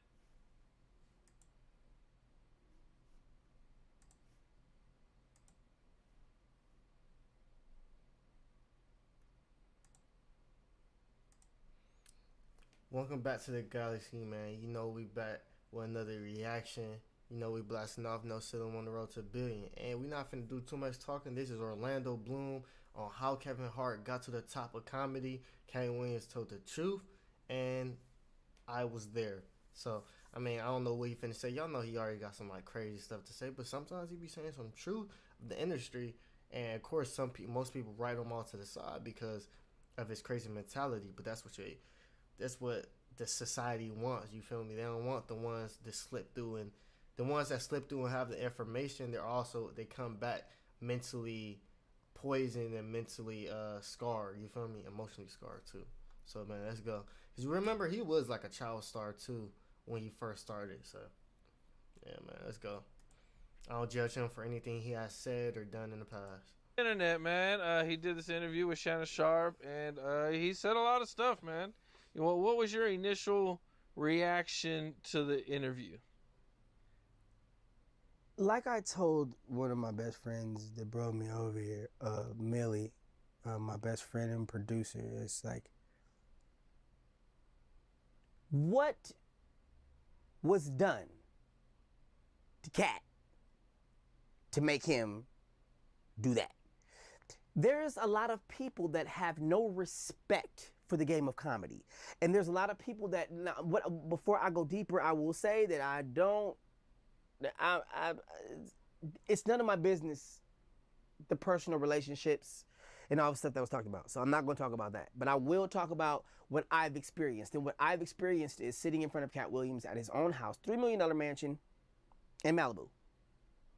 And this man told Torrey Hart exactly what Kevin Hart did in order to be where he's at. Now, I don't know if it was Kevin that pissed him off. I don't know who it was that pissed him off. But I do understand that the comedy world is nothing to play with. And since, Richard Pryor left us, God rest his soul, it's more like, everybody's trying to be Richard Pryor. And I can't put myself in position to not understand why some people just don't have the kind of respect for Cat that they should have. I will also say that a lot of people know that he knows that he's helped them in a major way. Huge ways. Silently. For no recognition or none of that. It's just being, who he is as a person. And when I sat in front of him with Torrey Hart that night, when Reno Rankin was still alive, it was more like, Kevin been pissing off a lot of people, comedically. You know what I'm saying? And I think that instead of trying to bash somebody that knows what they're talking about and bash somebody that has respect in the comedy world, I think that they need to look deeper into why is he letting this information go? Why is this information just now being released? Why, come on, why does his chain look bigger than any rappers that I've ever seen rap? Why, out of all the comedians, does he still have a $3 million mansion in Malibu? Why, out of every single comedian, does he still get picked on? But ew, what the heck, Mom? You said you'd keep your gross buns in a different fridge. What the heck, man? Come on now. Like, I'm sorry, freaking anime. He still get picked on, but still looks like he's getting a check for nothing, just to sit on his couch, and everybody else look like, they're has-beens. I'm just saying, like, I did agree with a couple of things that was said by Ari Spears. I understand, we do love drama as a nation, as a population of people, the human race, whatever the case may be, blase, blase, yes. But my main thing is, why are you saying this? And then at the end of your rant, you sound like you're kind of jealous and you're kind of mad. You sound like you got some things going on that you don't want people to know about. It's skeletons in your closet. Skeletons in Cedric's closet. Skeletons in Jamie's closet. Skeletons in everybody's closet that Cat knows about. Who pissed him off? That's none, and don't just think, that's my question to you. Who pissed him off? Who do you think pissed him off? Well, it would seem as if a lot of people pissed him off. No, it was only one person, and they have a clan of people behind him. Yeah. It was Kevin. So at the end of the day, I'm just gonna keep it real with you, and it's like, Kevin doesn't want to be a dinosaur. He's really a velociraptor, and you know, some people are actually T-Rexes, and we have a system to break in this universe. Now, if I keep going with this posting that everyone's privy to, it's going to unlock certain systems in the universe that prove that dinosaurs are actually not extinct. That's what Cat knows. He knows the inner workings of how people turned into huge comedians. And I guess, He says Kevin is an industry plant. No, man. I mean, you know, Kevin is a dinosaur, and I and I can't, you know, I'm not gonna go back and forth with you. You know, he's Frankie Lyman, and you know, ooh ah, ooh ah, ooh ah, why do birds sing so gay? You know that.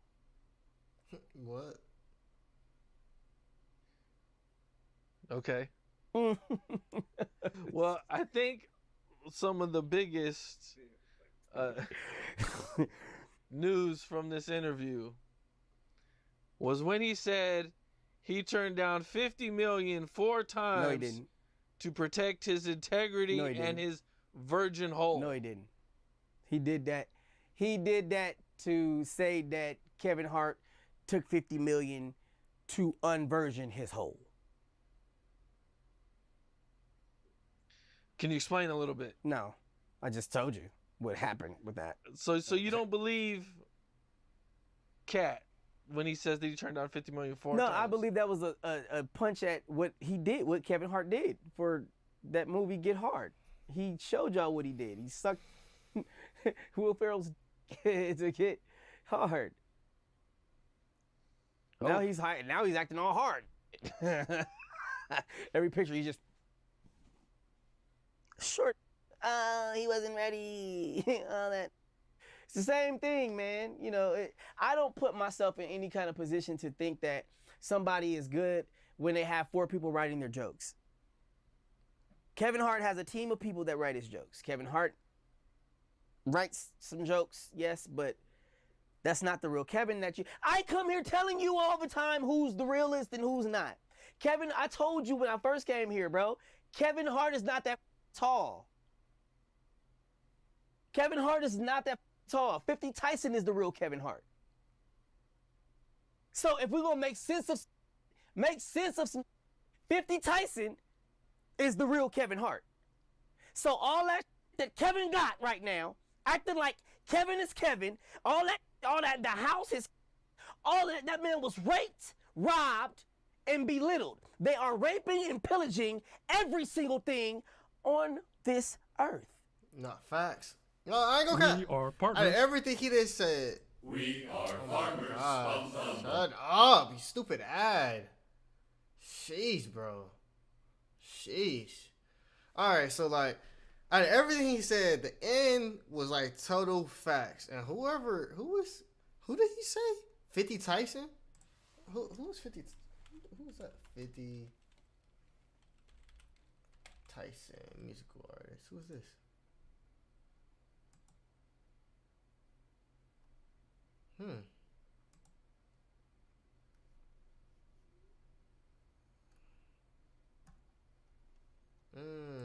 So this he said is the real Kevin Hart. That's actually pretty interesting. A complete nobody that no one knows about. But other than that, man, hey man, that was like, I ain't gonna care, that was kind of random. Comedy used to be comedy, but now I feel like a joke and not real stuff anymore. Facts, bro. Very facts. I'm gonna like that video. I mean, y'all give me y'all views on this video that we just reacted to of him talking about Kevin Hart. I mean, honestly, I got no words for it. Honestly, it was just crazy. I think I'm gonna have to go like into more depth and watch that whole entire interview. So we're gonna get into that one of these days. This is really just a set off because I think way more things are gonna make sense because I think we kind of got thrown into the middle of it. And like, so we wasn't able to like really comprehend what he was talking about, or even at the end where he was gonna get at with that. So otherwise, man, you know, we blasting off No Selling on the road to 1 billion. Like, comment, subscribe, give me more things y'all want me to react to. And other than that, man, we gone. Peace.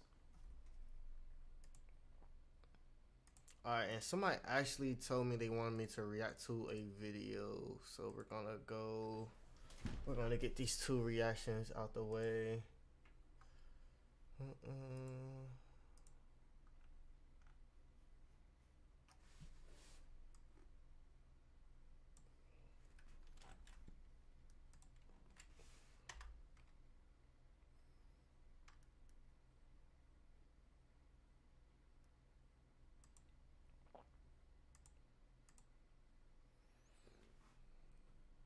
Somebody told me to react to this, so we're gonna do this.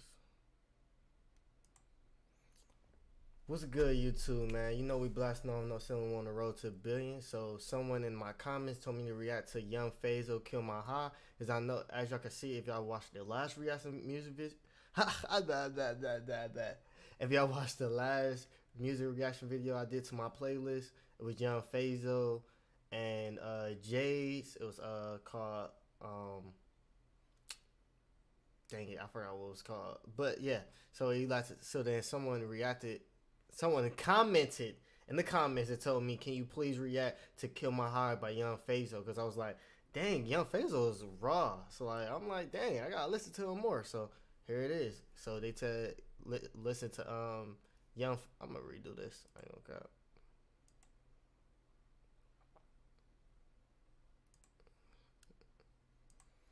What's good, YouTube? You know we back with another reaction video. You know we blasting off No Ceiling on the road to 1 billion. And today we reacted into Young Fazo Kill My High. Somebody in my comments told me to react to this after I listened to Passive Aggression by Jage and featuring Young Fazo. And I was like, Young Fazo raw. I was like, okay, I like his voice. I like his flow. He got melody, all that. So they was like, yeah, react to this.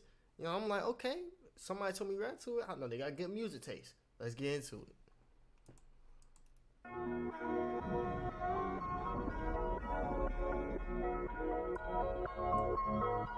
Automatically, I like this beat. Sound familiar.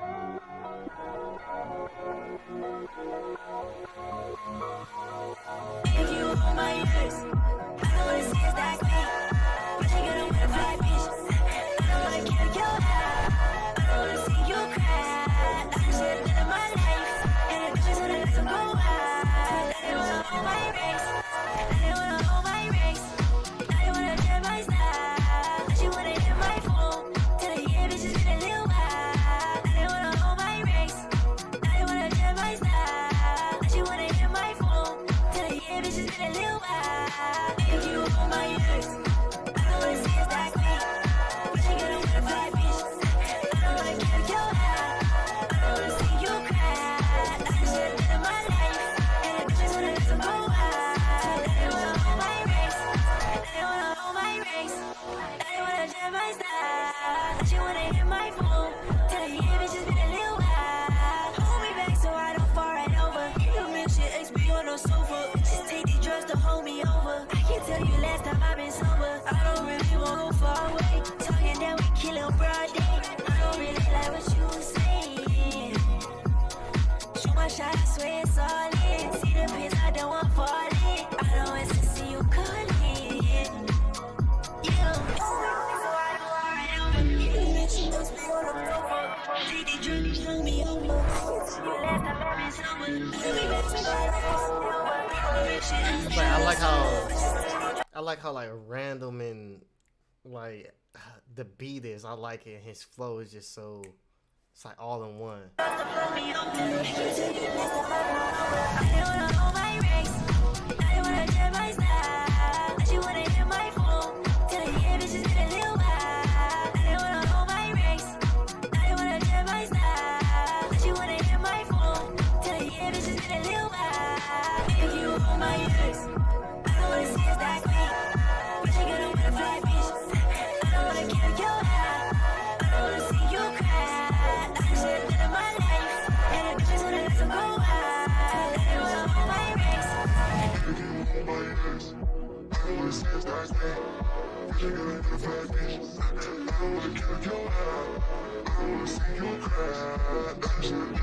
life, and the bitches wanna let them go wild. I didn't wanna hold my wrist.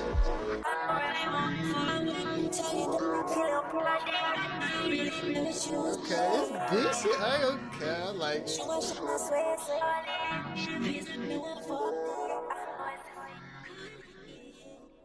Man, I ain't gonna care. It's decent. I'm the first person to like that video, but it's not accurate. The lyrics are genius. And I'm not trying to be rude. Yeah, I was gonna say that like the lyrics kind of like jacked it up for me because I was trying to read the lyrics and like you know what I'm saying, but that lyrics just like completely messed me up. I ain't gonna care. Kill my high. Let's see. Let's try the lyrics. Let's try to find it one more time. See if somebody got some accurate lyrics. Nope. Well, no. I guess that's it. All right. But other than that, man, as you can see, man, that's the end to that reaction video. I tried to find some more accurate lyrics, but otherwise, I can, like, he got most of the lyrics down packed, and it was, like, actually pretty accurate. Some of them, like, 30% of the song wasn't. But otherwise, man, I like the whole vibe of the song. It was good. I don't lie. But otherwise, man, y'all make sure y'all stay blessed. Give me more songs y'all want me to react to. And, man, stay blessed, man. We blasting off No Ceiling on the road to a billion. Peace. And somebody also told me to react to a Michael Jackson song, so we're gonna react to that as well. Where is it at?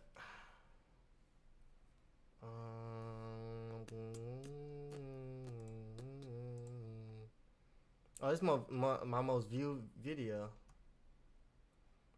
Please react to Michael Jackson song. Okay. Boom.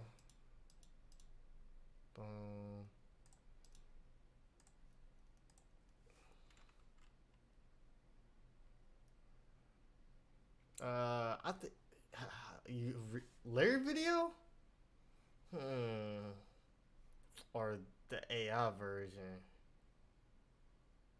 We're gonna do this one. We're gonna do this one. The AI video. Switch to.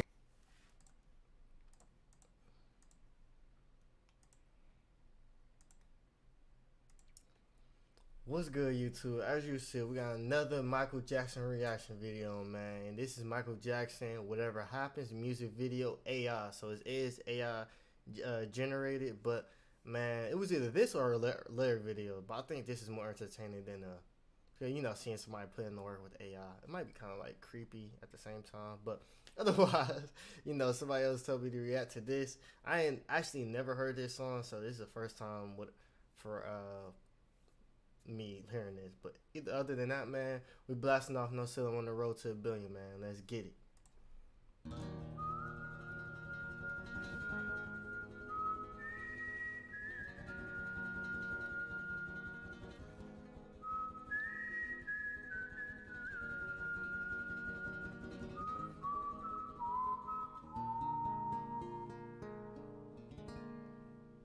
He gives another smile. Try to understand her side to show that he cares. She can't stay in the room. She's consumed with everything that's been going on. She says, whatever happens, don't let go of my hand. Everything will be alright, he assures her, but she doesn't hear a word that he said. He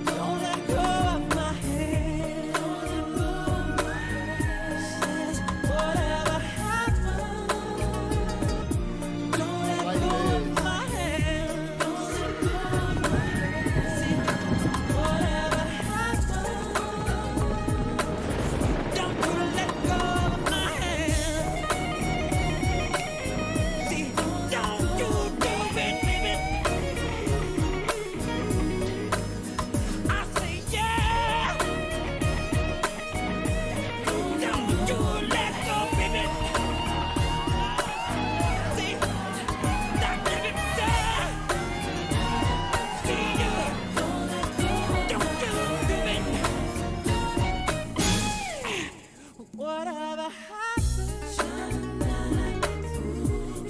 let go of my hand. Whatever happens, don't you let go of my hand.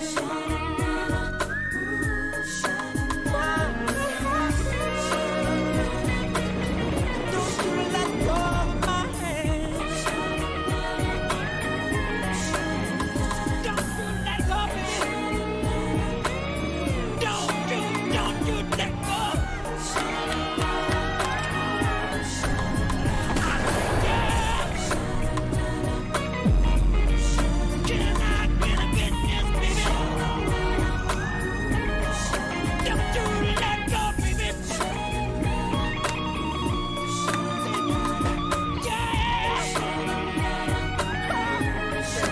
Whatever happens, just don't let go of my hand.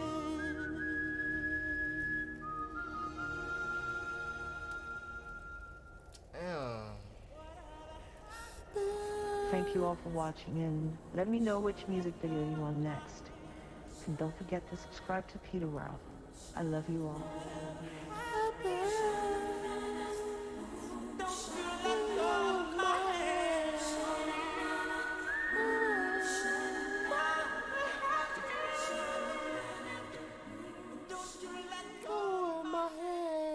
Hey, I ain't gonna cat.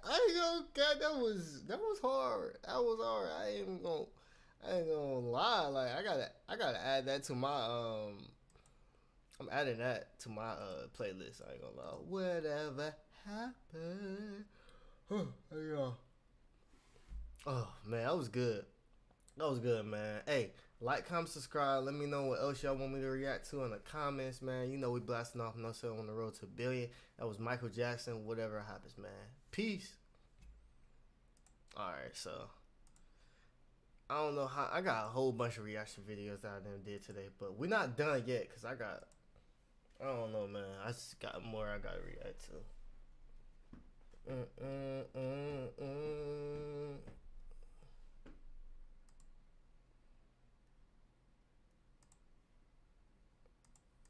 There we go. I'll move that. I mean, since I'm doing music, I might as well react to like Chief Keef and Lil Yachty, "Say Your Grace." I might as well react to this and then get this third music video out the way. I think this is the last one of the last music songs I gotta worry about. Then I can go back and probably do 2 more, like, realistic videos, so I can put my input. I might do Andrew Tate too today.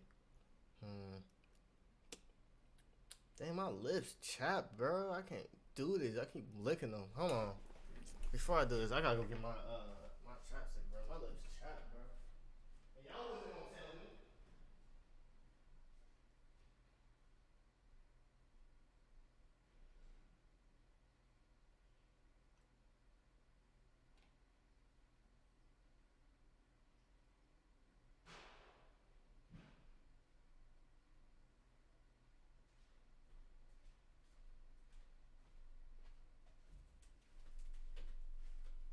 me. Y'all wasn't even gonna tell me. Y'all was gonna let my lips be chopped and shit. Like, but it's cool though. It's cool, bro. It's cool. I thought we were supposed to be together on this, man. Now they look too shiny.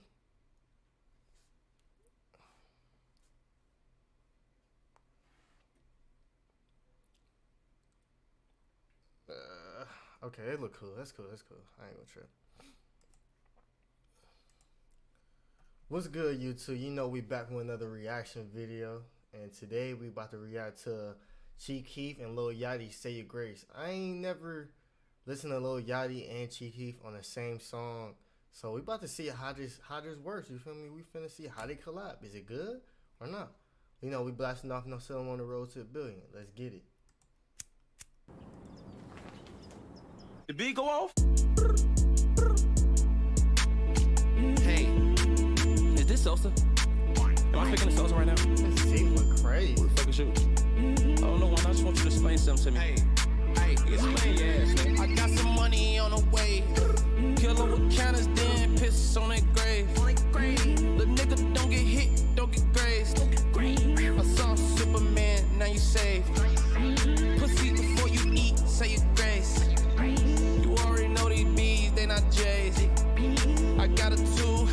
think she laced. I be on her head like a lace. Beamed up. Bottega jeans, I ain't in.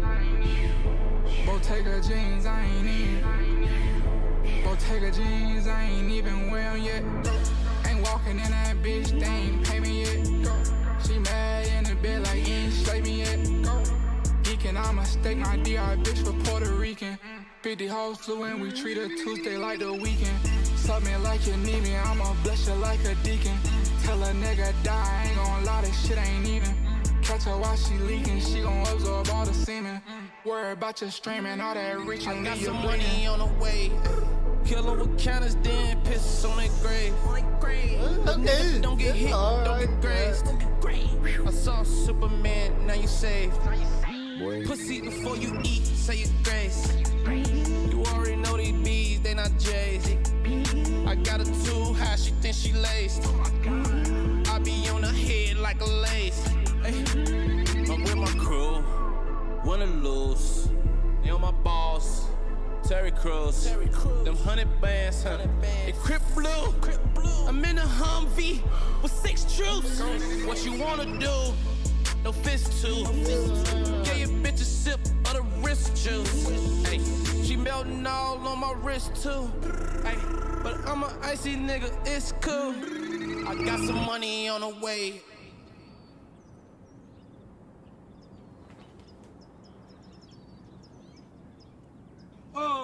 Oh, hey. I'm cute. She wanna have sex. Oh, she think I'm cute. She wanna have sex. Oh.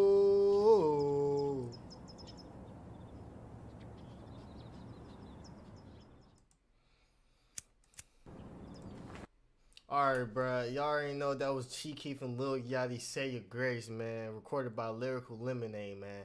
Y'all let me know what y'all thinking about that. Did y'all think it was a banger? Did y'all think it was a hit? I ain't gonna. I like it. I like it. Lil Yachty slid. Cheeky was hard too, but Lil Yachty slid, bruh. Lil Yachty slid, bruh. I ain't gonna cap to you, but other than that, man, like, comment, subscribe. Let me know what other videos y'all want me to react to, man. You know we blasting off no ceiling on the road to 1 billion. Peace and love. Hey, I was hard, y'all. I ain't gonna cap. That was hard. That was hard. I thought I had heard a little bit of it like the other day, and I heard Cheeky part, but I only had like heard a little bit, and I did not like it. But then once I heard the whole thing, I was like, okay, it makes sense now. You know what I'm saying? It makes sense. Is it enough to like get onto my playlist? Nah, it's not. It's not good enough to get on my playlist channel. I ain't gonna lie. Oh, okay, this one. This is the next one, probably the last reaction video I'ma do. This is, it's gonna be Adventure Time. Why I love Adventure Time. Emotional maturity.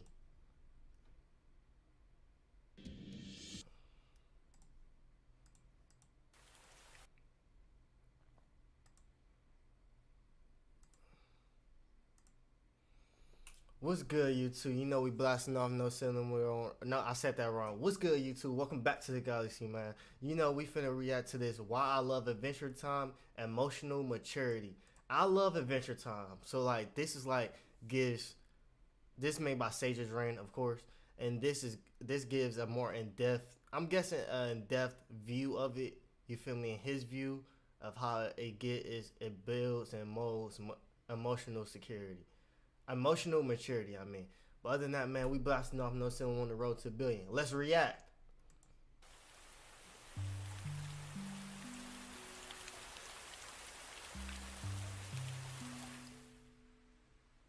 When Adventure Time can go from an episode like I Remember You, where we are given this deeply tragic and emotional backstory, to an episode like The Eyes, where a creepy horse just stares at Finn and Jake for 11 minutes, I begin to understand the appeal of Adventure Time.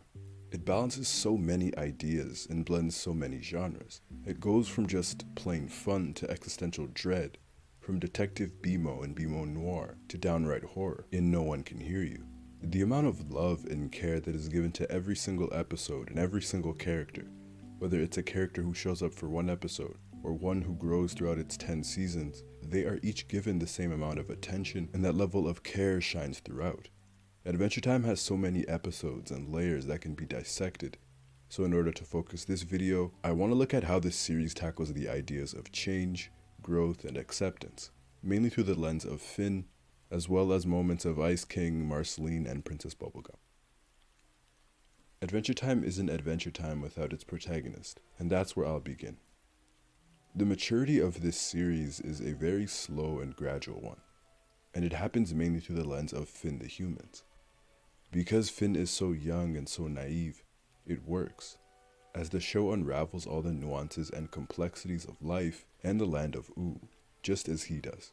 When I think of Finn and his journey, it's a slow journey into the character we see at the end of the series, as his journey begins with a very narrow and childlike view of the world. This is reflected by the tone that Adventure Time carries. It's a kid's show, and its protagonist is a kid, a hero and his best friend tackling the villains of Ooo and having fun doing it. But as Finn falls in love, and gets his heart broken twice, the second as a result of his own flaws, it's here that the world begins to develop, and the world of Ooo begins to expand, as he loses his heroic immunity. Finn doesn't have flaws that aren't actually flaws, or that can be turned into good things. No, Finn is very much a flawed person. He is a great person with a great heart, who can do bad things. We learn over the course of those first 3 to 4 seasons that Finn can be self-centered and manipulative. It's illustrated quite well in All the Little People, where he manipulates people for his own doing, or in Storytelling, where he bothers and destroys lives to try and heal a sick Jake, in Jake's Suit, where he dismisses Jake's pain. But Frost and Fire is his most egregious, where he not only manipulates Ice King, but Flame Princess as well, using personal information about her to get her to do what he wanted. This episode had important undertones of sexuality, implying that he was having a wet dream. Finn was unable to control his desires, and it came at the expense of Flame Princess. This episode was uncomfortable, it was hard to watch, but it was such an important episode for Finn's development. At the end of the episode, Finn apologizes, believing that it will solve everything. When it doesn't, he replies, "I said I was sorry," a remark that really shows his immaturity. This breakup is a realization that Finn's actions have consequences. In the very next episode, he is trying to fill that hole left by her with Princess Bubblegum, again showing off that immaturity. Finn is finally stripped of that heroic immunity, and his life begins to take a turn for the worst, as he meets his father, who is then responsible for Finn losing his arm and abandoning him. This show is unafraid to challenge its characters, and more importantly to challenge its hero. Adventure Time tests Finn's character, his heart, his resolve, but it also demonstrates that even those with the most unshakable morals are still people at the end of the day. They still struggle with the same things everyone else does. Finn, after losing his arm, shows another side of himself. He gets angry, vindictive. Finn sings about how he wants to rip his father's arm off. In the tower, he tries to exact his revenge, but it doesn't exactly plug the hole that's left in his heart. So he decides to withdraw from all of his emotions instead, as a response. As sad of a response as it was from Finn, I loved it because it was so human. In this moment, Finn, like many others would, shut down to shield himself from any further harm. And the loss of his arm began the loss of his innocence. His overall light, his joy, has dimmed. In Breezy, he tries to find it through other people, in the most PG way possible. Finn hooks up with random princesses to quote-unquote fix himself. I remember thinking how uncharacteristic this was, but it wasn't unrealistic. It's human nature to want to distract yourself from all the pain that you're going through, especially if it's so unbearable.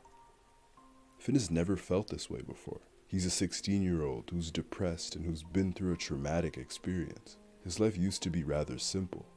Now he has to navigate all of these different emotions, all these complex ones. Turning them off will always seem like the easiest solution. Finn was searching for healing in the wrong places, and this episode showed him that healing might be a personal journey, but others can and will help if you let them. It took Breezy, someone who we never see again, to care about him in the way that he cared about others, and it took him to remember the love he had for Princess Bubblegum and for everyone else is what makes Finn, Finn. Breezy is the episode that I can always think of when I think of this show's maturity. To follow its protagonist, a kid so depressed that he decided to abandon all emotion, and in order to regain it, he looked to meaningless sex. And this episode explores why that doesn't work, all in 11 minutes. Show don't tell is a method employed in all types of storytelling, and Adventure Time shows us what growing up is like. Through all the embarrassment, the shame, the depression, it communicates a realistic portrayal of what it is to grow up, the ups and the downs, how it is to age, to hope, and to create new versions of oneself. And after everything he went through, and his father abandoning him again, it changed him. Finn began to even empathize with his father, trying to understand why he does what he does in Pajama War. In that very same episode, he learns to appreciate Princess Bubblegum for her love as a friend. As Finn continues to grow, he begins to question the world around him. He begins to question why things are the way that they are, and Astral Plane saw Finn question the importance of his own existence. With Glob's explosive response, Finn somewhat understands, which leads him to the comet. When offered by the comet to go to an existence free of everything he's experienced, love, hate, friendship, isolation, etc., Finn ends up choosing and accepting his own existence. He learns that life is filled with unpredictability, unanswered questions. It's incredibly bleak and nihilistic, but also filled with an abundance of life, of love that he's experienced. And no matter what happens, good or bad, life is worth living.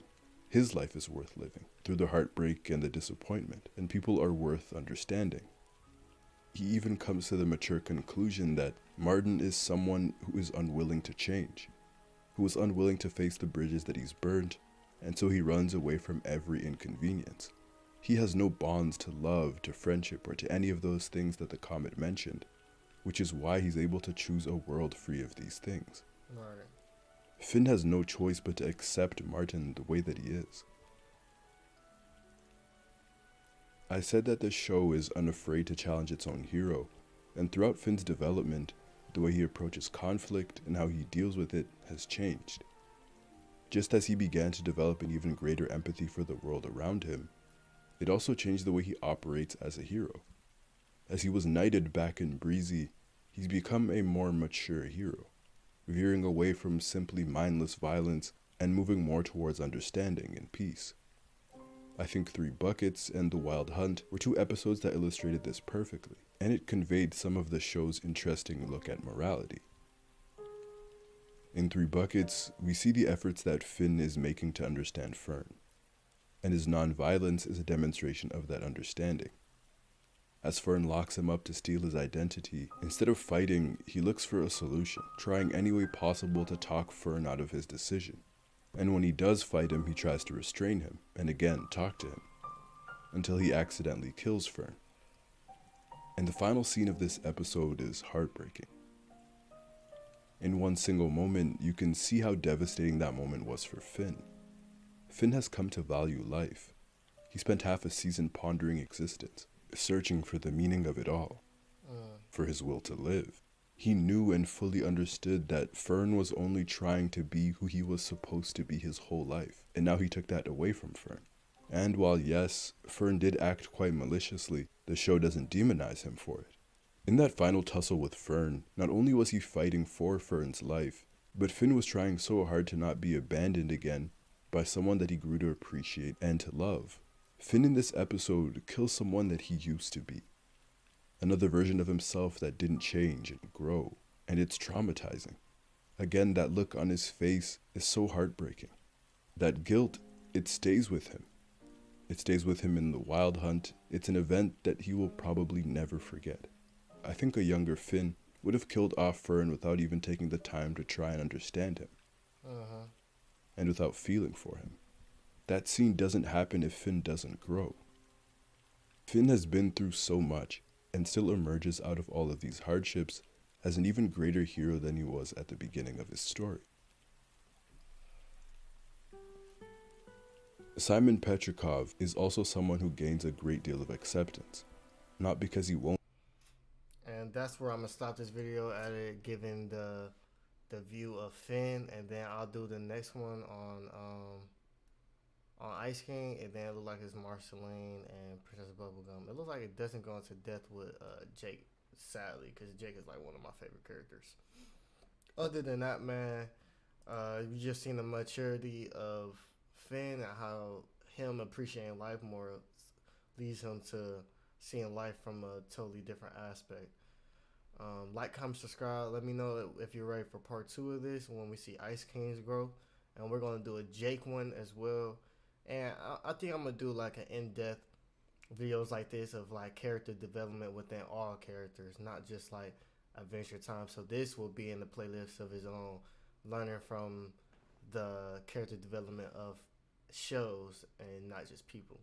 Other than that, man, like, comment, subscribe. We blasting off, and I'll see them on the road to 1 billion. Peace and love.